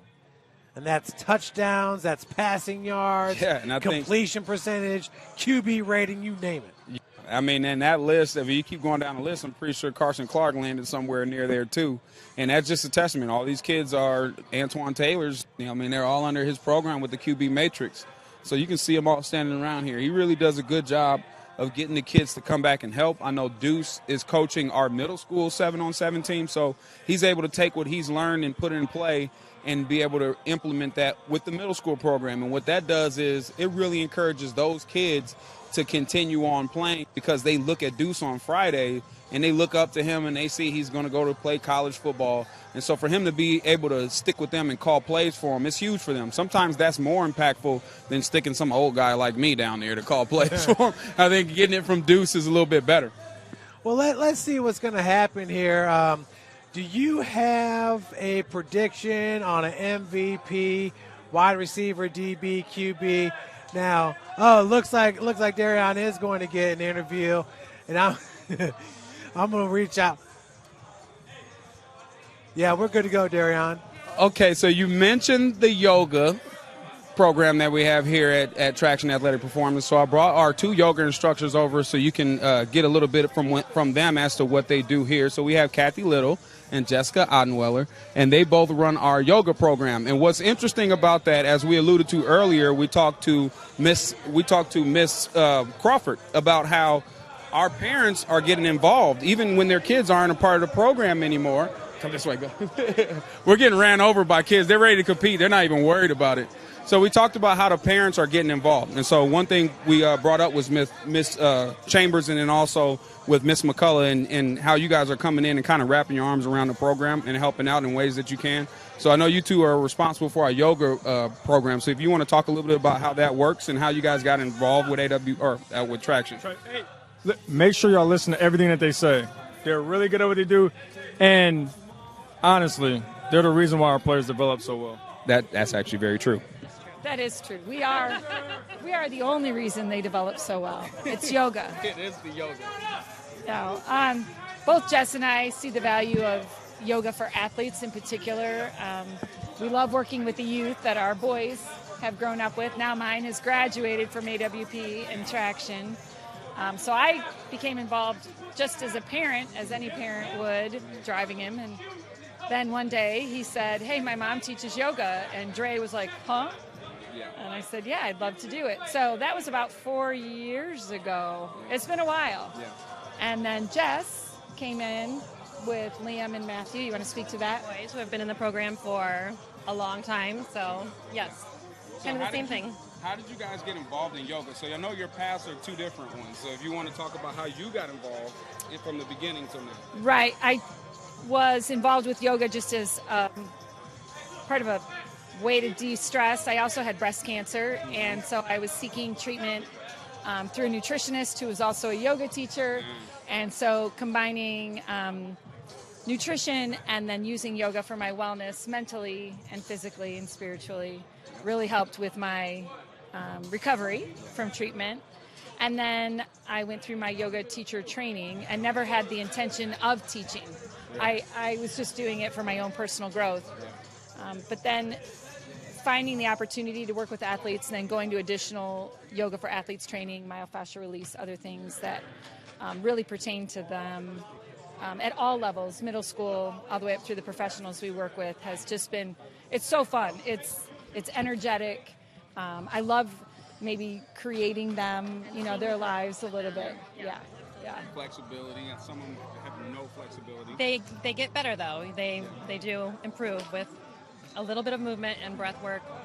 They're good to go. Can you talk a little bit about how you got involved in yoga? Mine was more of a fitness-based. I guess, background that I wanted to go and actually teach. So I teach a couple studios around, and yeah. And so a little bit of iron sharpening iron. You both have two different backgrounds of how you got to yoga, but you both are here together, and I'm sure you share different ideas and things like that with each other. We're a very good team. We are, because we're not the same. We were both trained in different, we both have our certification through the same group, but I was trained in one style of yoga, Jess another. They complement each other. I mean, yoga's yoga. Essentially, we just have different emphasis, and so it's fun that we can rotate different duties, and I'm learning so much just watching her. So last question for you guys. Ms. Chambers talked about how yoga is good for injury prevention and how being flexible sometimes help with some of these soft tissue injuries and things like that. Can you speak to that some? I would say even greater than what we can do to them physically is them developing body awareness, acknowledging that when their body feels something's not quite right, maybe I better take a moment. And pinpointed, or if it's something that they can feel or touch, or if it's just something that they need to work out and lengthen. So it is the difference between an injury and something that's sore. And so we're not, we're also moms who say, you're good, get out, you're tough it up. But we also recognize that injuries do happen, and how can we best modify. One of the best things, and we've spoken to each other about it, is when an athlete will come up to us at Traction and say, my hamstring's really tight, what can I do? And they're seeking things that they can do on their own to help feel better and maybe even prevent injuries. So, keeping them hydrated, physically active. And I think what you said was huge, is that body awareness, because a lot of times with athletes, we go, it'll be okay. Oh, no, it's just a little sore. We'll just brush it off until it actually gets worse. So you guys giving us a little bit of tools of understanding how to read that and know when it's really an injury and when it's something else, I think is huge. So I appreciate what you guys do. I really do. I need to do more yoga. Jeff, we're going to get you involved in some yoga, too, just so you know. I need it more than anybody, trust me. So, okay, we're back in the action here. Tyler doing a great job down on the field. You see that catch made by the wide receiver. We don't have his number, but we're going to get back to the kids here. That's number 303, the wide receiver. That is Kamari. Trying to get it. I think it's Kamari Anderson, Drew. I'm about to say, that reminds me of the wide receiver at Concordia a few years ago. Speaking of Anderson, Drew, he was one of the top players in the conference. Does he have a younger brother?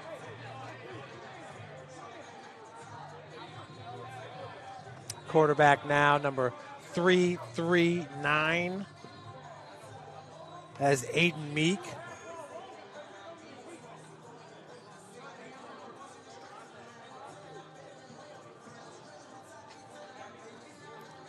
Long ball once again. We got those steel wires right there at the 50 going midway. That was Kamari Juarez. I called him Anderson Drew. You know who that is. He's a big-time player. No, it's Kamari Juarez.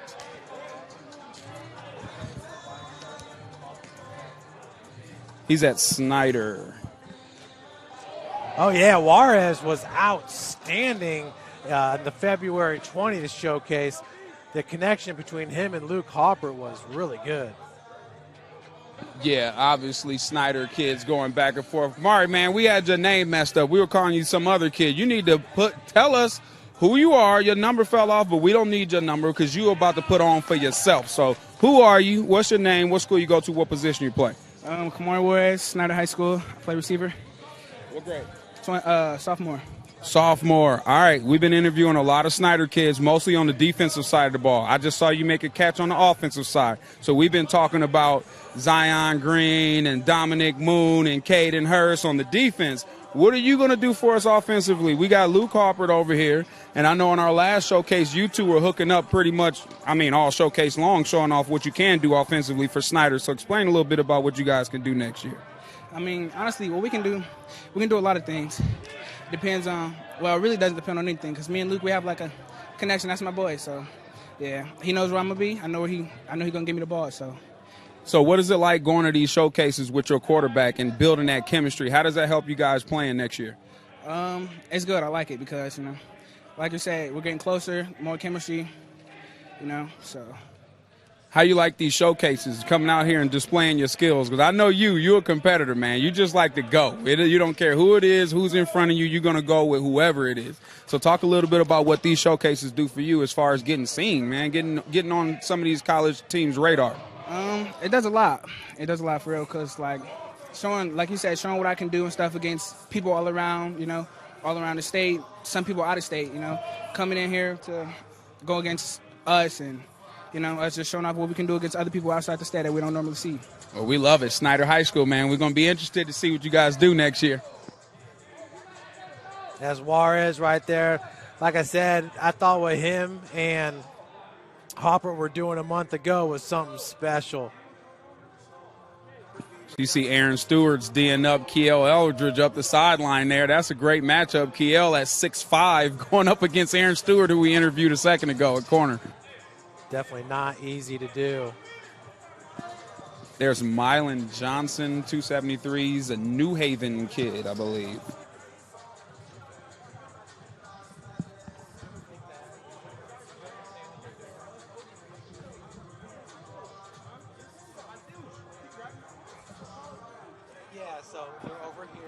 Mylan Graham, number 273. Mylan Graham. I'm going to grab him. I'm interested in this kid. He just came out for 7-on-7. Mylan, come here. Mylan, tell us who you are, man. Let us know your name, what position you play, what school you go to. My name is Mylan Graham. I play a receiver. I go to New Haven High School, and I'm class of 2024. So 2024, is that a sophomore? Freshman. Freshman. So we got another freshman in the building. All right. So I see you and Tay together a lot. You guys usually show up together. You leave together. You've been playing 7-on-7. This is your first year doing it. How has being around somebody like Tay, knowing what he did as a freshman last year for Northside, helped to improve your confidence in your game going into next year at New Haven? Well, it helps me because, I have somebody to compete with. A buddy, everyday friend, somebody to compete with. Not only somebody, we can learn from each other. And, that's probably it. So you got a pretty good quarterback over there at New Haven who's going to be throwing you the ball. And he's coming back again. Big kid, can spin it around. New Haven's got a new coach over there now. So how do you think you guys are going to fare next year in the season? I think we're going to do really good. I have a lot of confidence in our new coach. He's been learning. He's been the assistant coach for the past years. And, I have a lot of pride in our team. So who have you been working with here at Traction? You doing any kind of training or anything, or are you just coming here to 7-on-7? Yeah, I've been going 7-7, and I'll be going training with Evan and Durante and Dre. Okay, cool. So next year for you, be selfish a little bit. What do you think you're going to do specifically next year for New Haven? I'm going to provide a nice receiver role for our team. Our quarterback, Jakar, he's really looking for someone to depend on, and I think I can be that guy. Absolutely. I think you can, too. Yeah, so a good interview right there. And Jakar Williams, he's going to be one of those guys that we're really going to be keeping an eye on next year for the New Haven Bulldogs. He'll have a new head coach working over him. The last head coach was also the wrestling coach. So had a lot of things going on. But Jakar Williams, 6'4", 230 pounds. When he takes off running in the open field, DBs better watch out. Guy's a monster. So I got Luke Harper here. Luke, just a second ago, we had a chance to interview Kamari Juarez, and we were talking about having some options for you as Snyder next year offensively. So we also talked earlier, but it's been mostly defensive guys, man. Talk a little bit to the offense. We talked about Dominic Moon. We talked about Zion Green. We talked about Caden Hurst. And we're tired of talking defense. Let's talk some offense. Oh, yeah. So we got a good set going this year. We got a lot of speed. We got a lot of speed, and it's going to be great because, we're hoping to open the ball up and get in the air. Speed kills, and you know that well. So we always talk about you. We can't ever talk about you without talking about your brother. My God, you're going to be joined at the hip forever. So he's doing well, having a good career where he's playing at in college. So how does that help you as far as being an influence for you to get to the next level? He's just been a good mentor. He's always been that one coach that, never looks down on me. He always pushes me to do better, and it's a good motivator. So if you could talk a little bit about Coach Antoine and how he comes along, because your brother was a student of Antoine, you're a student of Antoine now, you know the success rate of what he's able to do. How is training with him translate to you doing these type of competitions? It's going great. The things that he teaches, it's going to play good when when the competition comes. You know, the mechanics that he teaches us, it's just going to come in good play. So for you particular, what is your goals, man? You're trying to play on the next level, and how do you think you're going to make it there? Oh, yeah, I definitely want to go to college. You know, I just got to stick to what I'm good at. You know, just play big, play big. Play big. I love that. Play big. Keep it simple. All right, Luke. Talk about the camp circuit real quick. So, Luke, tell us a little bit about the camp circuit. So you've been running around on the camps, and I heard you got invited to one, a big deal camp. Tell us a little bit about that, because I don't think a lot of people know about that. That's invite only, so that's huge. Yeah, so I got invited to the Gunslinger QB Challenge. That's down in Knoxville, and I'm going on June 12th. You know, it's that QB universe was a big eye-opener for coaches, and I got invited. One of the coaches personally invited me, and can't wait. That's going to be big time, man. You ready? Oh, yeah. I know. It looked like you're ready to go. Jeff, you got any questions for Luke? We are good, my man. Good to go. So Luke Harper, once again, heading into his junior year. Got a good running back, got a good offensive line, and now with these young wide receivers he's been training up, should be a good year there at Snyder High School. And Luke Harper, honestly, if I had to pick one team right now in the SAC who's going to win that conference, I'd probably have to go with Snyder as my number one pick right now. I mean, they've got everything you need. You got a quarterback. You have a good defensive side of the ball. I think every name we mentioned on that side of the ball is going to be big-time players in the SAC. The only question is going to be putting skill players around them with people like Kamari Juarez, and I know they have a really good running back too. And they're young, too. There's also a young team. So even if it isn't this year, I think the future is bright for Snyder High School. And it always is. I mean, Snyder's going to be Snyder. Ever since Russ Isaacs, that transition into Tippmann, you didn't see any letdown in that program, and I don't think you're going to see it here anytime soon. No, not agree with you. Just once again. So just now you had a chance to see Tay Johnson play a little bit of defense, just broke that ball up over there. So, again, the kid's just versatile, man. The kid you can put at receiver and you can flip him over and let him play defense too. It's a coach's dream.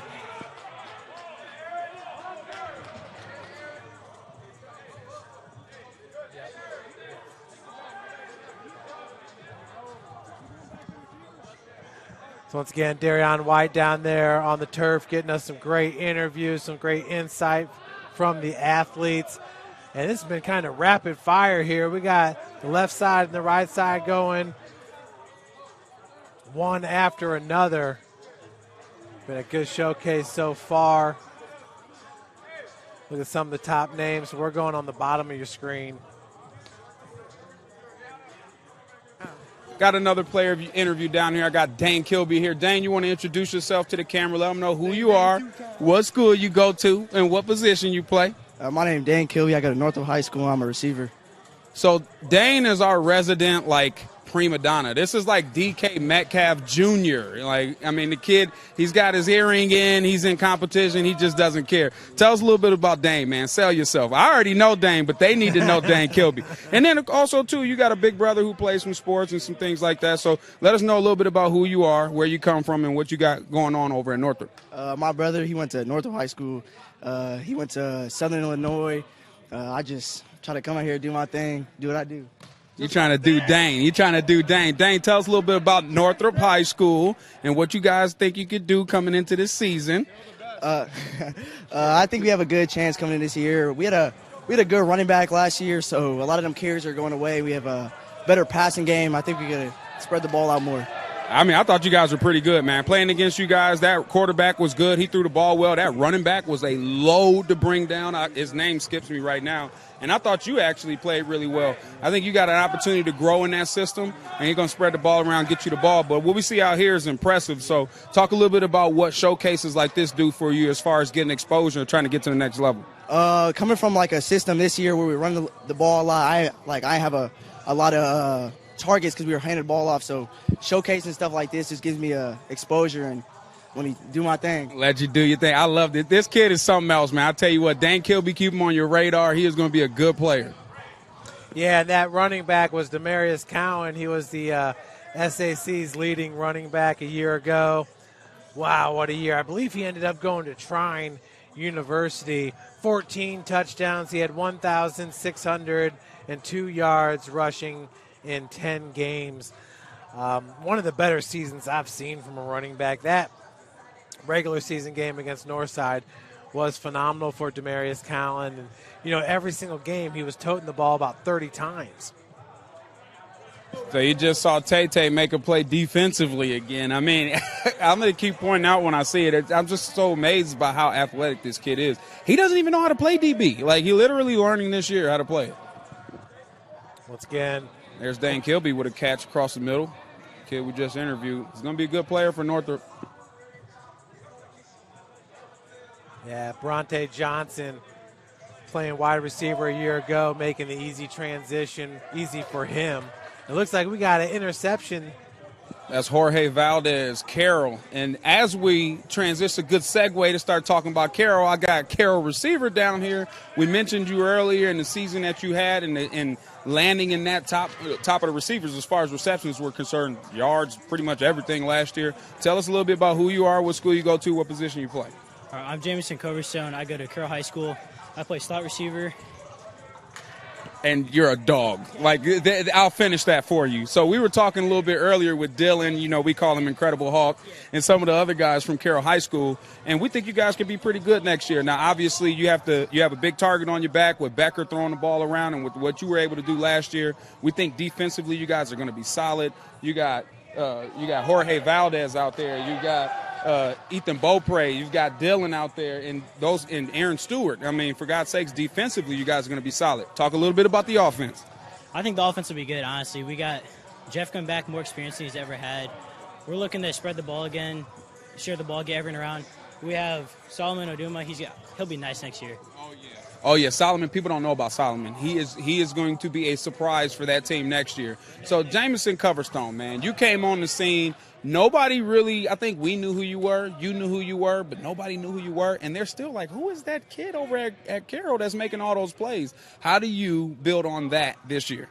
Honestly, I want to do what I did last year. I came out with the mindset, like, I have something to prove because I hadn't done anything yet. So I came out, proved it, and I'm ready to come back this year and do the same thing, but better, hopefully. And how does something like this, coming to these showcases, being involved in 7-on-7, help as far as getting you seen by college coaches so you can make that leap after a couple years? Yeah, I feel like most of it's just experience. I like all the experience. The more experience you have, the better you will. You'll see more defenses, recognize coverage better, and just overall, if you have experience, you'll be a better player.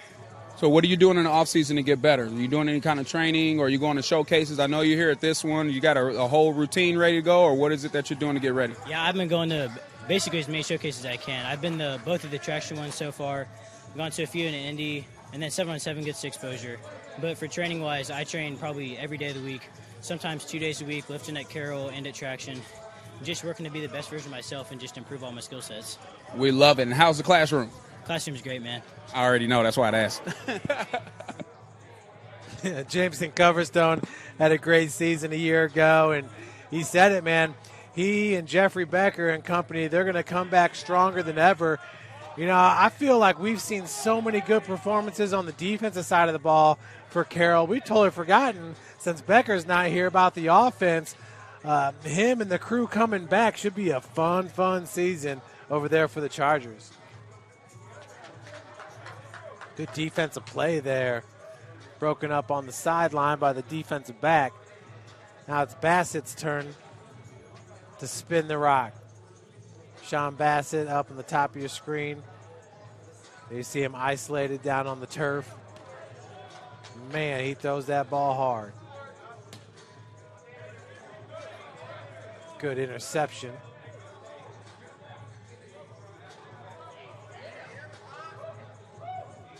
Now it's a deep ball thrown by number 368. Quarterback. I believe that's Ian Wilson from Valpo.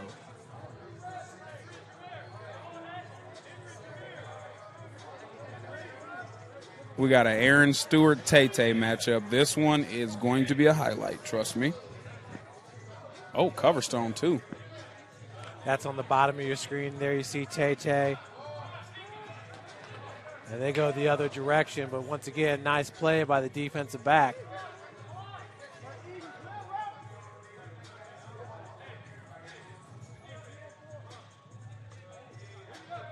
Good coverage. That was number 271, the defensive back, Zires Ruff from Ann Arbor Huron. One of those guys coming down from Michigan. We're going to bring everybody together. We're going to take a quick break. We'll be right back with you with more from the Midwest Exposure Skills Camp. Welcome to the Summit City, home to the 260's dedicated high school athletes and fans. Each victory and celebration captured by our camera. Treasure the highlights from the Summit Athletic Conference this season, or complete games live or on demand. After all, nobody's more proud to call Fort Wayne home than SummitCitySports.com. You are changing lives in places where no one would have gone there to change lives.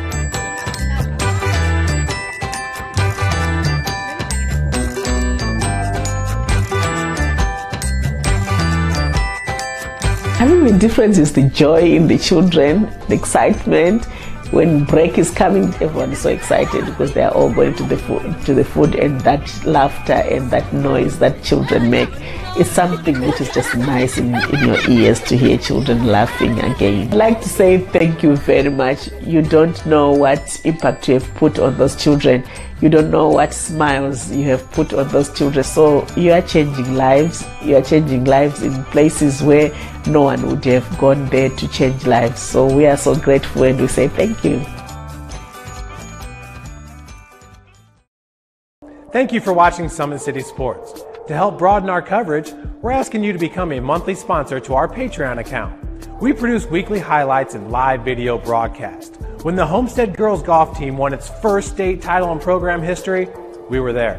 When Fort Wayne brought back 3 state titles in cross country, we were there. We believe in sharing positive stories and setting the standard for how high school sports should be covered. Join us and donate today.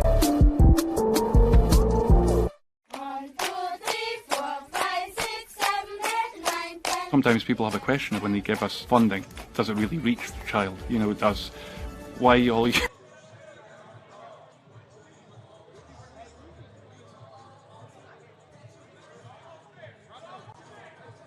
Welcome back, everybody, to the Midwest Exposure Skill Camp here at the Empowered Sports Club, north side of Fort Wayne, Indiana.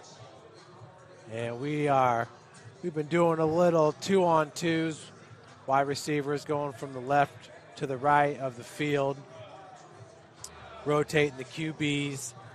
Another strong performance here by the quarterbacks. You see Luke Harper there with the red cap and Brashawn Bassett there in the middle of the field.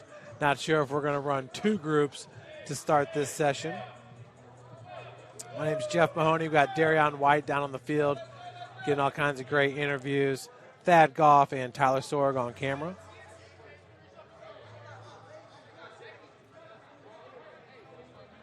That's Hopper right there at QB.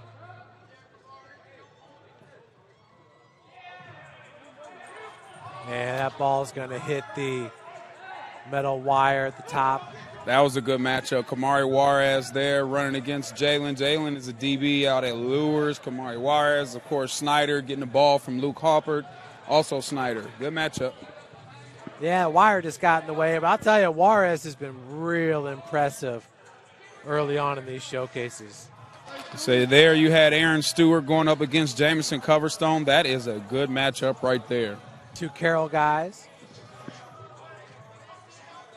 A lot of contact here. I like 271, though. I mean, it doesn't matter which receiver. If they're taller, shorter, he gets up there and he plays against them tough. And he's a big, long corner, too. That was Zires Ruff.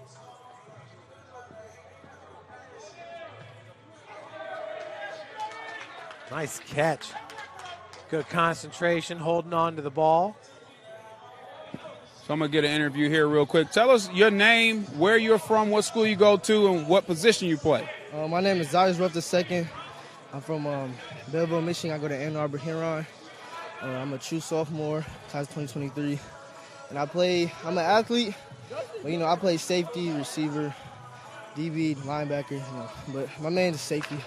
You do a little bit of everything. So I see you locking guys up face to face, so I know you could do a little bit of corner. Size-wise, you look more like a safety, so you mentioned that. But coming down here from Michigan, man, I remember you from the last showcase that we did. You did a really good job in that showcase, too. So, obviously, you're back again. What was some of the things that you think were an advantage for you to come from the last showcase, the reason why you're back here for a second? One is, just to compete against different guys, because I see the same guys every week. So it gets the opportunity to compete against different talent around the world to see where I'm at. And, just to compete, I just do this. I go to a lot of camps, so I feel like it was a great opportunity to come to a different state and showcase my talent here. And I know Michigan's had a little bit different views as far as COVID is concerned. So, like here in Indiana, we've been pretty much open to still do some sports. They're still allowing us to do things like this. But I know in Michigan is a little bit different. You want to talk a little bit about that? We just now, at least a week ago, just starting to open things up. We've been on shutdown for a while. So it's starting to get better. Everything's starting to open back up, so everything's going good. Tell me a little bit about the school you go to. I know being down here in Indiana, we don't know much about what you guys have going on up there in Michigan. So talk a little bit about your school, what you guys did last year, and then a little bit about what you're going to do for that team coming up this year. Okay, so basically I just transferred. I went to Ann Arbor Skyline last year, had outstanding sophomore year, started on varsity.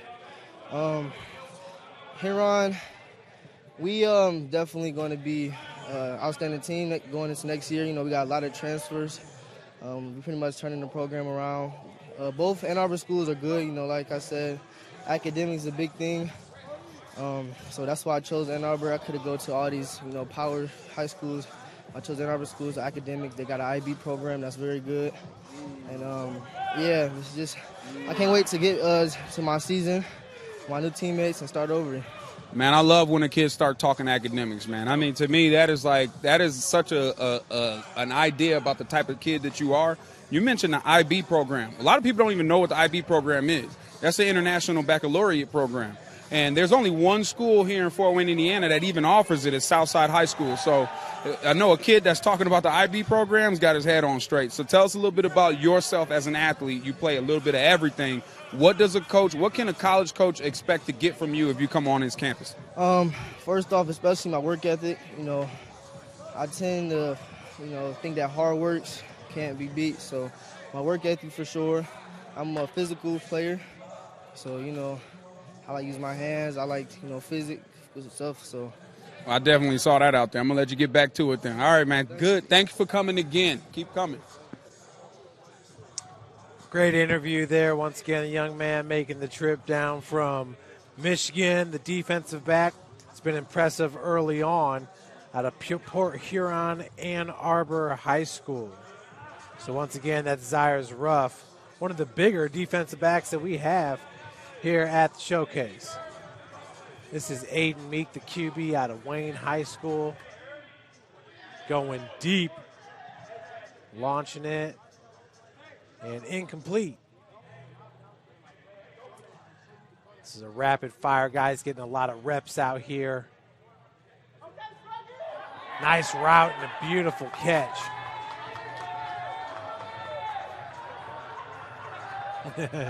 Guys are loving that one. Darion even getting 5. Hey, we love that kid, Henry Scruggs, man, Carroll High School. That guy, he's been around since he's been about 2. Oh, his mom helps us out. She has a hospitality room going upstairs so we can have nice refreshments during the showcase. But that kid, we just love him to death. We love him to death. Henry Scruggs, once again, Concordia. I believe Concordia has got their QB here, too, in Eli Maddox, number 361. Yes, Eli's down here with the maroon hat on, spinning her ball around. That's right, Concordia High School. They, again, another school that's looking for a head coach right now. I think for somebody to take on that program, you are going to get a quarterback. You definitely will have one, which is something that's a cause of concern for a lot of coaches. So you settle in there, you got a good guy throwing the ball. Just spun it right there to Dane Kilby. Yeah, so good-looking throw. Maddox last year getting some playing time early on in the season when Brandon Davis was, I think he was out maybe with COVID or something for a week or two. But Maddox only going to be a junior this year. Last year, a sophomore starting at QB. That's a little giddy up there on that wide receiver. Yeah, he's pretty good, too. I'm going to have to catch his name. I think he's a Snyder kid. Yeah, that's the other receiver from Snyder.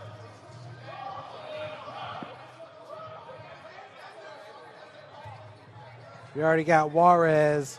I believe that's a Dorian Rogers. A Dorian Rogers from Snyder. Yes, it was.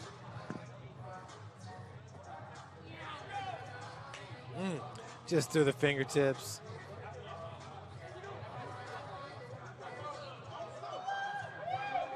Deep ball, just a little bit overthrown. QB was number 358, Ian Wilson out of Valpo. Fighting through the contact. Nice catch.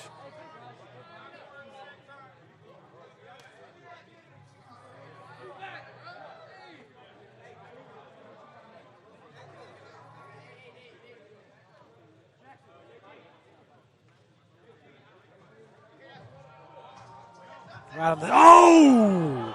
Are you kidding me? I believe that dropped. That's the Carroll tight end right there. We're going to have to pull up the replay. The one-handed grab. Oh, he caught it off the wall. Still, what great concentration. There's Scioka going up for the high ball.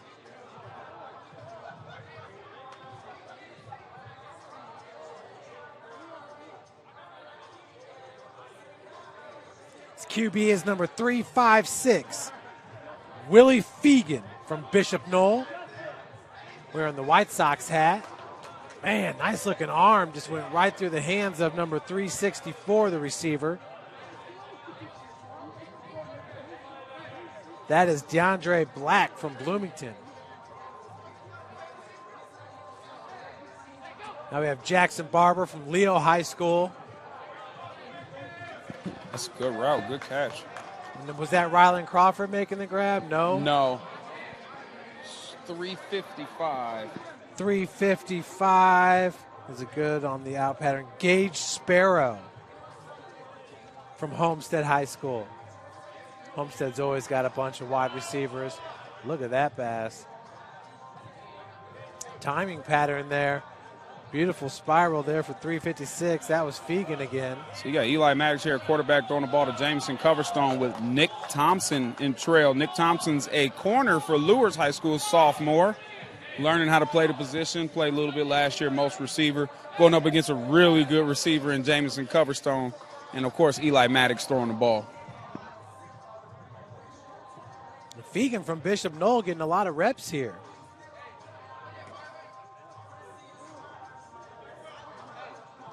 Wide receiver right now is 273.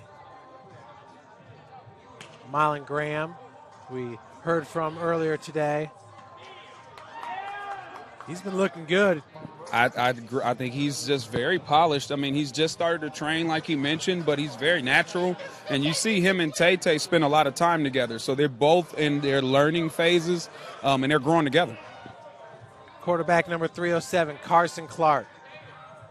Clark to Minson, you'll see a lot of that next year at Bishop Brewers, hopefully. Krayshawn Minson, all-state receiver from all-state quarterback Carson Clark. Good combination. Absolutely.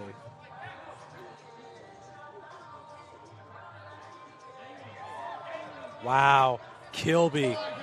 Dane Kilby, ladies and gentlemen, Northrop High School. That was cold right there. A nice sideline route. That was Brody Glenn there taking on Aaron Stewart for that deep ball.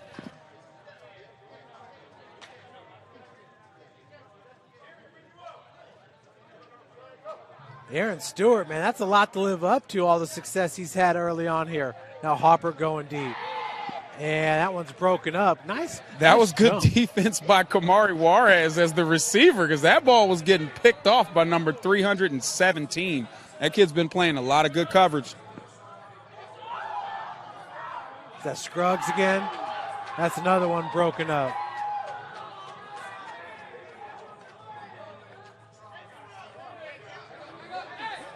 Tyler Bivens is 317. He's a DB from Ann Arbor. Now Bassett. It's a little bit high.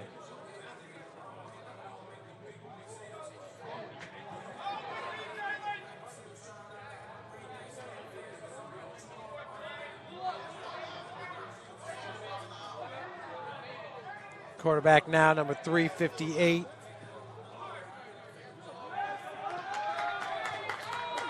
Great job with the completion. Doing a great job running through this drill, getting a lot of reps.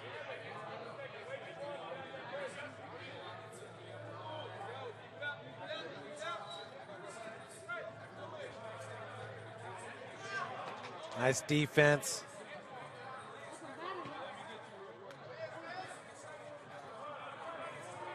With 3:54, that was Xander Brazel from East Noble.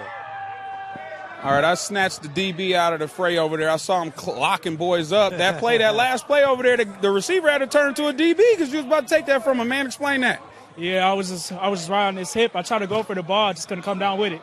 I mean, but it was great D. Oh, it was great D, I agree. All right, tell us who you are. The camera's up here. You want to tell them who you are, where you come from, what school you at, what position you play. Let us know who you are. Hello, I'm Tyler Bivens, class 2022. I'm at Ann Arbor here High School in Michigan. You know, we just came out here to get some extra work in. Love the camp already. It's good. It's a good environment and all love. I like it. So how'd you hear about the camp all the way up in Michigan? The person who runs this camp told me to come down here, so I just came. That sounds like Dre. Dre probably reached out to you. He probably saw you on film or something like, hey, we got to get you here. So far, so good. We like what we see. Tell us a little bit about your high school, where you come from, what they did last year, and what you think you're going to do to help them out next year. Yeah, I just transferred, actually, coming from the best school in the state. But right now I'm at a new school. All love. I'm already getting looks from more coaches. I already know the players there. It's all family. So, I mean, we're just going to ball out this season. Okay, so there was one other kid here from Ann Arbor. Did you guys come together? Yeah. Okay, they're cousins. So, okay, you two are cousins. All right, that makes more sense. So you both came down here to get more work. Are you guys going to be at the same high school? Oh, yes, sir. Oh, they're going to be a problem. 2 DBs, both of you guys? Yes, sir. That's going to be a problem. Yes, sir. So what do you guys think you're going to do next year? State title, conference championship? Oh, we're going all the way, the states. I love it. All right, what are you doing in the offseason to get better so that you can make sure that happens? Lifting 4 or 5 times a week, getting every day, about 3 workouts a day, looking at film, just doing whatever I can to get better. I love it. Tell us again who you are, where you from, what your name is. Tyler Bivens, class 2022 from Ann Arbor here on high school in Michigan. Yes, sir. And here to get better. I love it. Bringing family members down here, showing up, having a good showcase. I love what you're doing. Keep it up. Yeah, no doubt about it. Another player that does not lack any confidence there, man. They're going for state next year over there in Ann Arbor. We've seen a lot of good players come down to this camp out of Michigan. Last year it was the running back out of Detroit. Woke up and found the showcase on Twitter, decided to drive down. A lot of guys last year, especially around June, just itching for some work. Wow, beautiful pass. Just incomplete.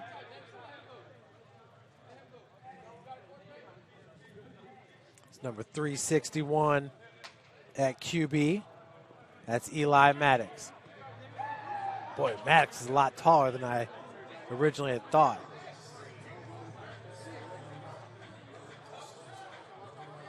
Aiden Meek. Ball just a little bit out in front of the wide receiver.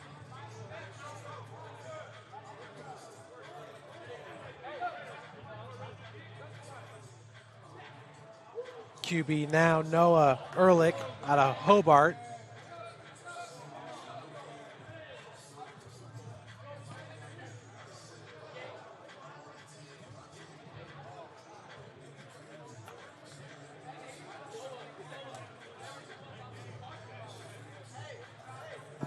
So I got LB down here. He is the DB coach here at Traction Athletic Performance. He's watching his guys like Aaron Stewart, who we interviewed earlier. He's also, been training a lot of professional athletes as far as Jesse Bates is concerned. And so I want to give him a little bit of time to talk about what it is he do, what's different about his training, and what value he brings to Traction Athletic Performance. LB, tell us a little bit about Aaron Stewart, for instance. We talked a little bit about how he's been on his showcase tour and been doing a good job. What are some of the things that you're instilling in him that you're seeing him putting on display out here? Yeah, I think first is just mentality. Understanding that you have to have a certain mentality to be able to come out here and compete with these guys. You got to have a mentality knowing that you are the best and that you can lock anybody down and you can guard anybody.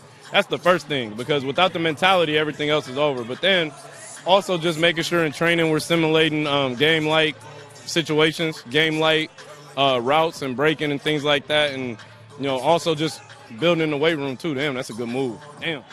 So you're seeing a little bit of talent. Like this kid here is from Ann Arbor, Michigan. There was another one with the dreads that's from Ann Arbor, Michigan. So we're getting to see a little bit of everybody out here. What does something like this showcase do for a kid that's trying to get another look? The biggest thing, the showcase, obviously you're going against competition you're not used to going to, so you're getting different looks. You're getting people from all over, different, different teachings, different things that you might not see at certain levels. This showcase, obviously, with us live streaming Summit City Sports, it gives kids the opportunity to get offers without coaches being able to be here. I know last year we had a couple kids get offers when they left the camp, so that's all we're trying to do. And then, with us giving the film aspect as well, it gives kids the opportunity to be able to make highlight tapes and get their name out there and market themselves a little bit better. So these showcases are all good for kids. So talk a little bit about how, I know recently you've been doing some training with Jesse Bates, and the season that he had last year should be proof in the pudding that you know what you're doing.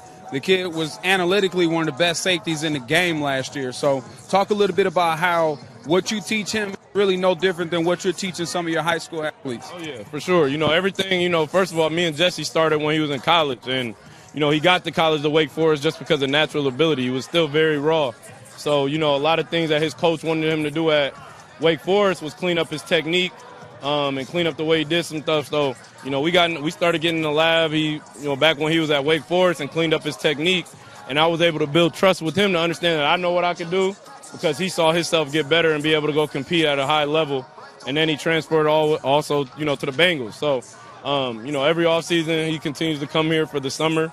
And basically, I get a lot of high school kids to come in and train with them as well, just so they can see what it looks like, to be a pro, see what it looks like to, have an approach and come in and step in and just be able to stay focused on the workout, then I obviously be able to go and apply it too. So, everything's pretty much the same. Obviously, for different age groups, we got to break it down a little different. But for the most part, everything I do with him is what I do with my kids in training. So. What makes you unique? I asked Dre the same question earlier. Anybody can go to Walmart and buy some cones, throw them on the ground, and tell kids to run around cones. What is it that you're doing that's a little different that you're just not going to find somewhere else? I don't know if I want to give the whole recipe out online, but I think the biggest thing for me is just being able to, I had different coaches, a lot of different coaches that are now in the NFL, a lot of different coaches that are in college. I was able to learn a little bit from everybody and take experiences away and being able to apply it to my teaching now. But I think the biggest thing is just understand development. I think it's not all about drills for me. It's about breaking stuff down and understanding, what kids need to be able to take their games to the next level. You got to be able, I think evaluation is critical. If you can't evaluate a player, if you're doing the same drills or the same teaching for all the same players, some players may not need that teaching. So I think it's, the evaluation process, being able to understand and see what kids need to do, and then being able to apply that teaching to them. Last question. So we see players out here like Nick Thompson, like Tay Johnson, who were players who were on one side of the ball originally, who are now starting to play a little bit on the other side of the ball. Talk about how important it is for a kid to be versatile, being able to do both, and how it is to train them to be a DB from being a receiver. Yeah. So I think, when it comes down to training, when it comes down to playing, actually, being a wide receiver, if you can play another position, it only makes you more marketable for college coaches. Me in high school, when I got all my offers, it was simply because I started off as a wide receiver and then I could play DB at a high level. So I think that's the biggest thing. I think if kids, you don't want to put all your eggs in one basket, because a lot of times there's a lot of players that look just like you, same measurables, same speed, but they can't play another position. So coaches always ask, can he play this position? And, at the end of the day, coaches are going to draft somebody who can be that's a good catch. Coaches are going to recruit kids. They're going to recruit kids that can be versatile and that can help them, and that they can do multiple things, because at the end of the day in college, you never know what you're going to need. You might you might recruit a corner, but then you might, end up being too deep at corner. Your other corners that you already have are playing really well, but this kid's a good athlete. We got to find him on the field. So I think being versatile is just a bigger piece of recruiting and not putting all your eggs in one basket. All right, LB, if anybody wants to get a hold of you, if you got any DBs out there who want to be a part of what it is you're doing, how do they get a hold of you? Yeah, so I got 2 Instagram pages. You can get on my Instagram. It's EL_BE_7, or just search LB and you'll find it. And then my training page is Eclipse_training. Eclipse training. All right, thanks, LB. That's Lawrence Barnett once again. Works with the defensive backs mostly over here at Traction AP. But one of the reasons why they're having so much success, and man, the kids just love training with Lawrence Barnett, always working on his craft, always trying different things out in the weight room. A lot of it I've noticed on Facebook and whatnot. It's a lot of stability training. So I've got another interview here, Jeff. I know earlier we were talking to a lot of mothers who are part of our program. Well, I have another one here. So we had a chance to talk to Miss Chambers earlier with Parkview Sports Medicine, and she talked about her process as far as getting her kid into college. And then we also talked to Miss Little, who's our yoga instructor, and Mrs. Eidenweller about their kids and their process of getting kids in college as well. Miss McCullough just went through the same process. So her son is a member of our program, and he just went through the process and signed on with Indiana State. So I'm going to have her talk a little bit about what that was like for her and now what she's gotten into because of that whole path. Just a correction. He's at school in Kentucky. Oh. Yeah, Cumberland, yeah. Cumberland, that's right. No, I'm thinking Ethan. Yes, I know. I know. Yes, I am the founder and CEO of More Than Athletics. We are a college counseling firm focused on student athletes. And as you said, it evolved because I just went through this process with my oldest son. And I quickly realized that recruiting and finding the best fit for him, that is really a business. It is an emotional process, and it's very foreign to a lot of people. And so that's why I started the company, so I can help educate families and help student athletes find that best fit school for them. Ms. Chambers mentioned earlier, she said, I asked her the same question, how was the process for you? She said, I just kind of sat back and let the bus drivers drive the bus. And so some parents are really hands-off, and they're kind of like, I don't know this, just let whoever the experts are deal with it. Other ones are like, I need to know every decision, every idea that you have, I want to know. So I know you've seen both sides of that. Where were you at in that? Were you, I'm involved, or, hey, I'll let you guys do it? And then what do you think your business can do as far as the parents who want to be a little bit more hands-off? So as far as my process with Jonathan, I was very hands-on when it came down to just helping guide the process for him because he was very vocal about what he wanted, his 3 or 4 criteria. And so I went out and found those schools that fit those criteria. And that's what I do for my student athletes as well.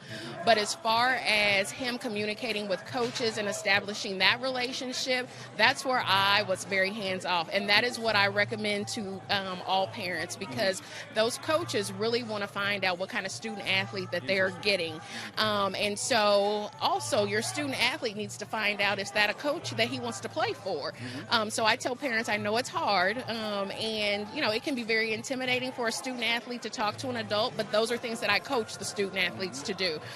So when that process is going on, parents really need to be hands-off. But then when it talks about scholarship and money, then go ahead and insert yourself and ask the questions about that. But for most of the process, you need to let your student athlete really lead that process. I actually love that, because that's very true. Coaches want to hear from the kid, because they're going to have the kid. They're not going to have the parent. They're going to have the kid. And the kid needs to have a good relationship with that coach, so that makes a lot of sense.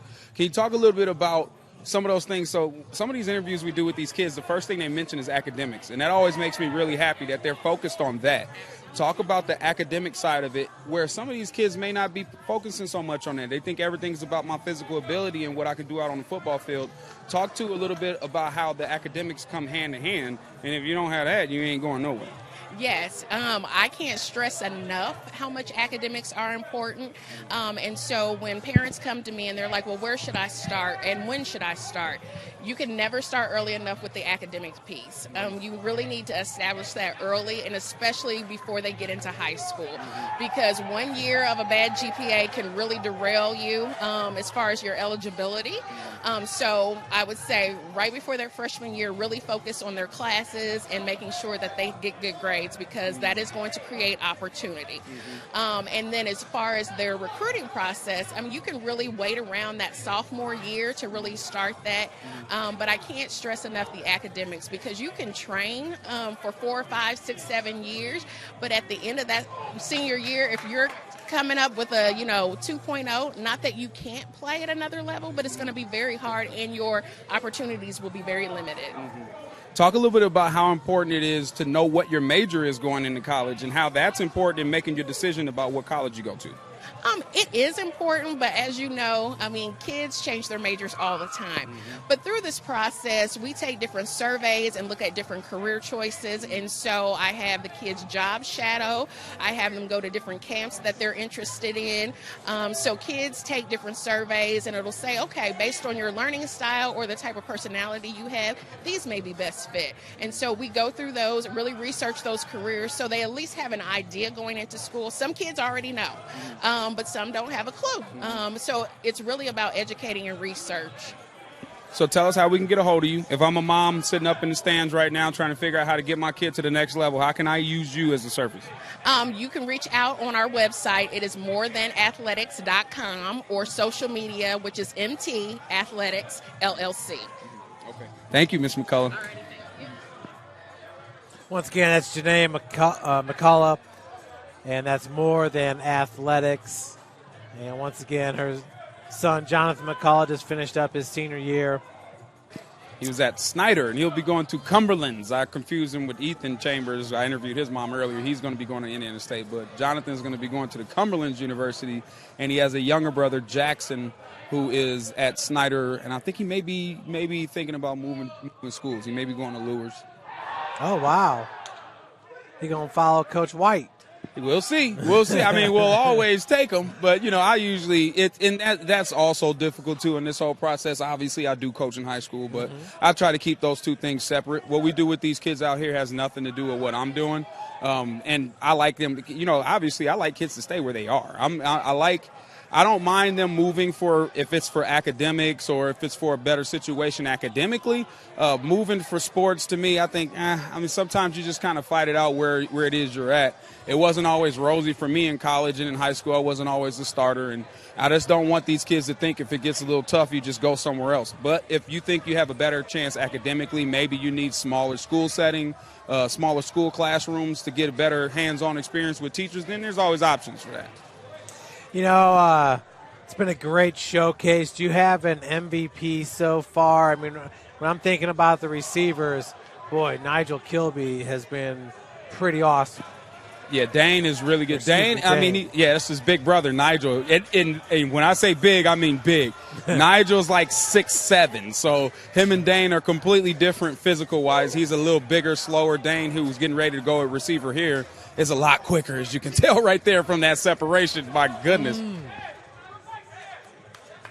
Yeah, but what would you think? I mean, who else has really stood out to you so far in this showcase? I'm going to be honest. The two corners that came in from Michigan I thought were really good. I'm surprised that they're going to be on the opposite side of each other this season. I think that's going to make that team pretty good.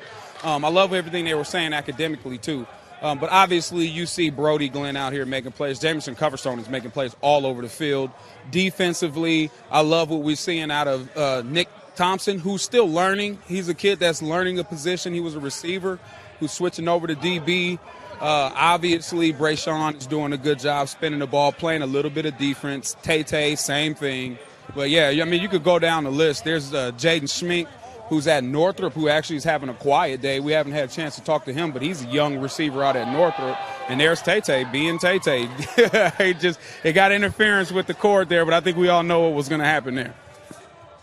Yeah, Bronte Johnson certainly not disappointing here at this showcase. Once again, just finishing up his freshman year. This is going to be a sophomore next year at Northside. Brashawn will only be a junior. You got Eben Pearson, too, there playing defense number 338. He's going to be a really good player for Homestead. He's a linebacker there. Kid I think is going to burst on the scene next year. They definitely have a lot of shoes to fill there at linebacker at Homestead High School. But, yeah, this is what the kids all come to do, man. It's this one-on-one session, receivers on DBs, one-on-one. Everybody's watching.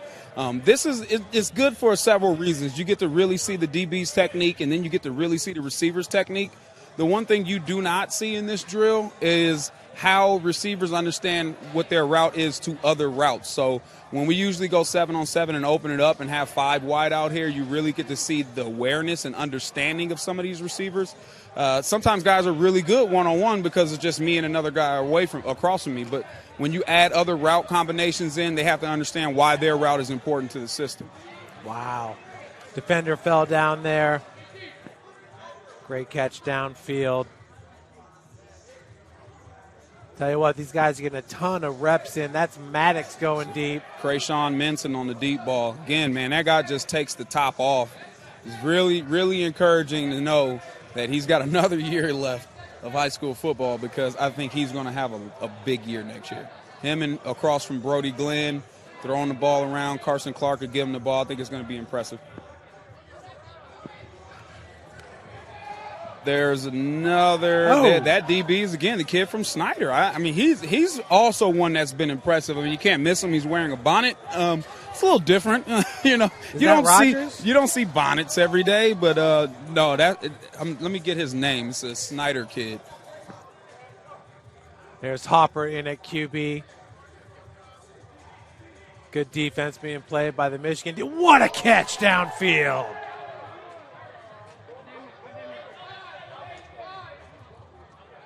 My goodness, getting turned around. That was Juarez.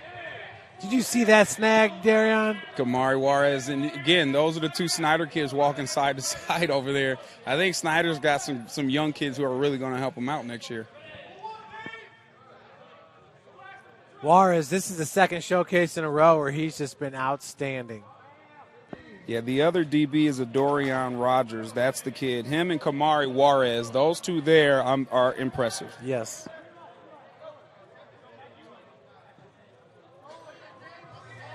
Good matchup there. Look at that. Picking that ball right out of the air. That's good D. He's a good player, too. I believe he's at Northside High School. Is that Michael Dye? Michael Dye, Northside High School.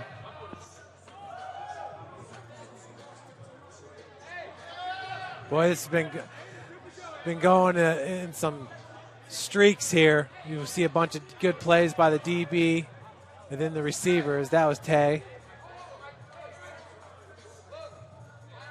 How hard is it, Darian, when you don't necessarily get reps from a specific QB? I mean, some of these guys are coming from Ohio, Illinois, Michigan.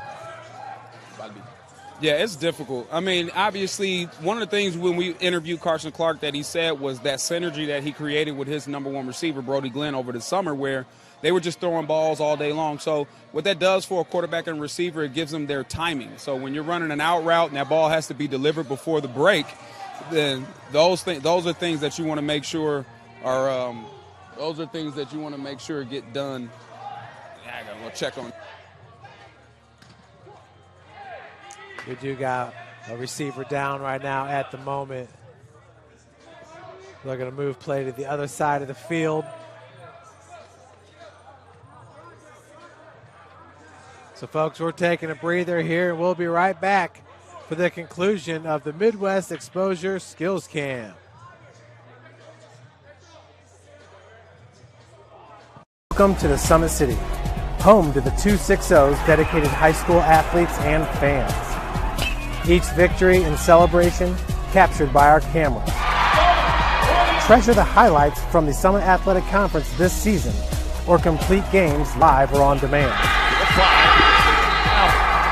After all, nobody's more proud to call Fort Wayne home than SummitCitySports.com.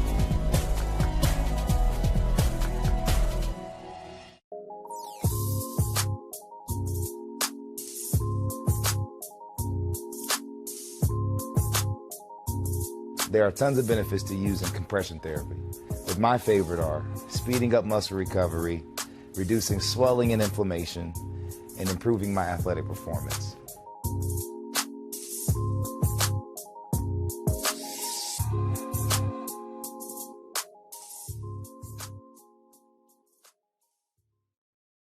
You are changing lives. So we'll see what Dre's direction is here. Welcome back, everybody. The Midwest Exposure Skill Camp. Great session number 2. A great day overall with the 2 sessions. We had the O-line, D-line, running backs, linebackers, tight ends in session number 1.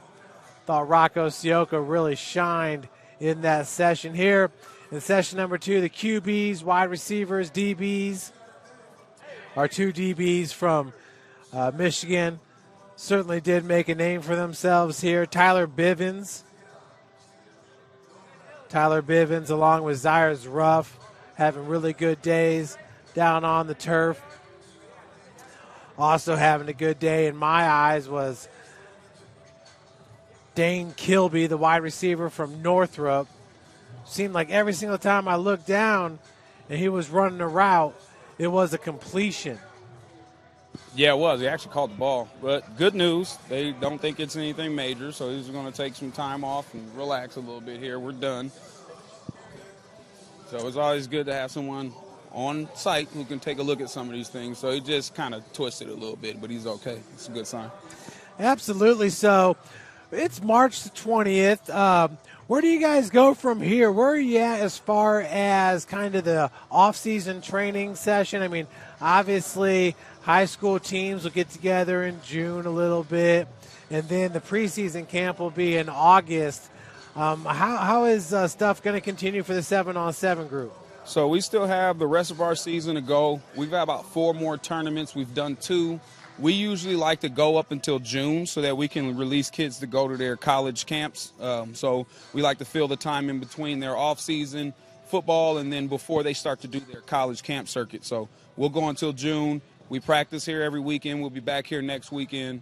So the kids are ready to go. I mean, obviously you saw from this is something that we do every weekend. I mean, it's something that you see in the showcase, but we don't try to reinvent the wheel. It's the same thing all the time. We just add a little tweaks to it here and there. But we'll continue the 7-on-7 season, getting these kids more exposure that way. Try to take the show on the road, and then we'll be ready for the high school season. It's not like Friday Night Lights, man. I mean, when those lights come on a Friday night, it's something else. So these kids are excited about playing with each other and then going to play against each other here in a few months. And Darian, was there somebody that we didn't see today that maybe you've seen the last couple months that's really, really impressed you? Yeah, Rylan Crawford. Rylan isn't here. He's got a bit of a hip deal he's working with. Obviously we're not trying to push it. So anytime a kid has a little tweak or something and he feels like he's got something going on, we send him with the yoga instructors and we let him go talk to our physical trainers, and then they kind of make a decision from there. So we decided that he probably shouldn't go in this one, so you didn't see him today. But that's one out at Leo High School who is in a system where they don't really share the ball a lot. I mean, again, it's like what we talked about earlier. Is that something you run away from? I don't think so. I think you learn it, you get what you can out of it, and then if you're going to be good, you're going to be good. College coaches are going to see you. But things like this, showcases and 7-on-7, really have helped Rylan get a little bit more huddle tape and things like that he can share with college coaches. But he is one that was not here that I'm sure would have been impressive today, Rylan Crawford. Yeah, absolutely. He'll be a senior next year at Leo High School. Well, any last thoughts there before we wrap things up here at the this is our, let's say, our 4th showcase that we've done. Depending on how you add it up. I know that first weekend we did, it was like 3 sessions in one day, and then we followed it up the next weekend. It's just crazy. But, again, Jeff, it's always fun, man. We just get together and we do our thing. I think we have a good natural synergy between each other. I'd love to do some more commentating with you, man. Anytime. I have a good time. Oh, absolutely. Well, I'd love to have you on Friday nights, but unfortunately, you're too busy coaching. Hey, when I retire, maybe that's something I'll look into, man. My wife says she likes that a little better anyway. High school football takes a lot of time. For sure. Well, everybody, that was Darian White. My name is Jeff Mahoney. We had Thad Goff and Tyler Sorg on cameras. Thanks so much for joining us. Until next time, we're hoping to have maybe one more exposure this summer. We'll see. If not, we'll see you next year. Have a great rest of your weekend. Thanks for joining us.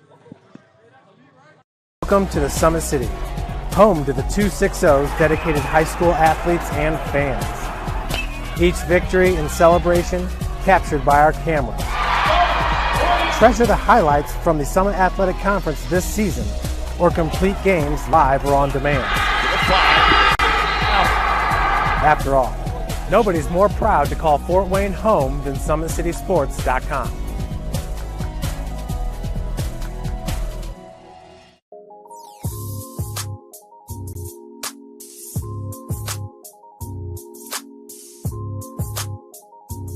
There are tons of benefits to using compression therapy, but my favorite are speeding up muscle recovery, reducing swelling and inflammation, and improving my athletic performance.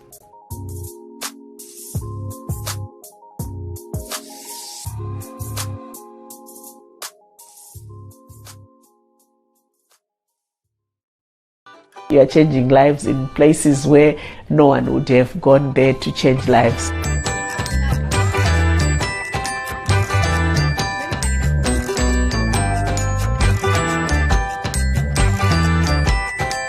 I mean, the difference is the joy in the children, the excitement.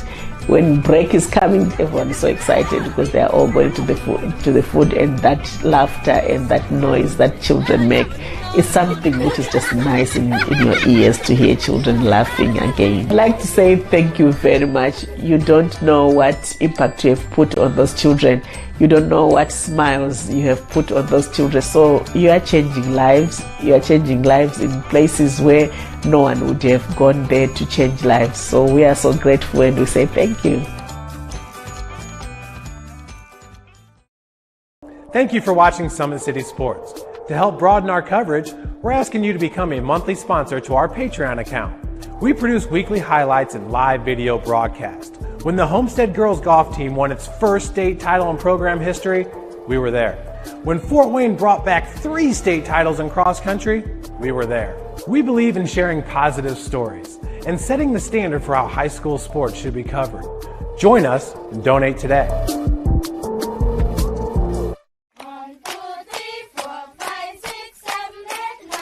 Sometimes people have a question when they give us funding, does it really reach the child? You know, does, why are all you laughing? We want to make sure we're seeking out children that might be in places that seem impossible. Demonstrations, riots, Mary's meals, bypasses, all of that. You sure we have to do this? A bit of a hill. So this is Whistler.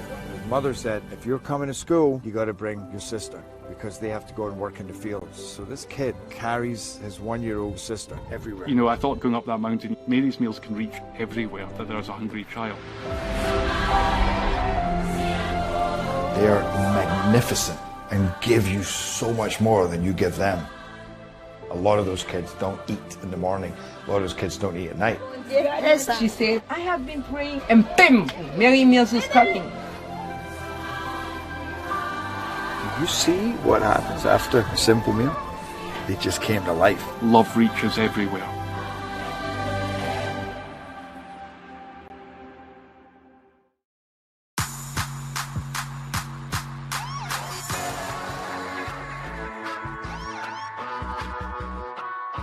I choose to do whole body cryotherapy after practices, games, and training.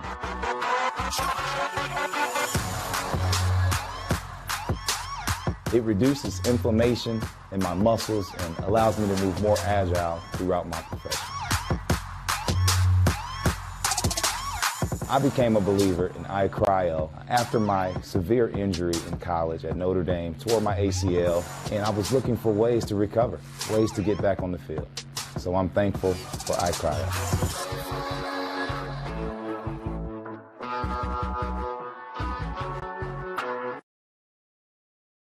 The athletes has always been here, you know, and they're getting better. You know, I'm watching, you know, Summit City Sports, man, they're doing an awesome job. And, I mean, that's a plug. Them dudes are doing an outstanding job. And I'm able to be in Nashville and watch games on YouTube that they're broadcasting, and I'm seeing the talent. And it is just truly outstanding. And, I mean, you guys have seen the talent that's in the NFL now from Fort Wayne, Indiana, the talent that's coming up now, and the talent that, you know, is just here, man. It's really cool. I was once a Southside kid who was led on a journey by high school football, a journey that taught me discipline, toughness, and the skills that made me a success. As a businessman with a CPA license who owns his own firm, I still use the building blocks of high school sports in my everyday life. Someday sports will end no matter what level you reach, but you will be left with the skills to compete in the next game, the game of life.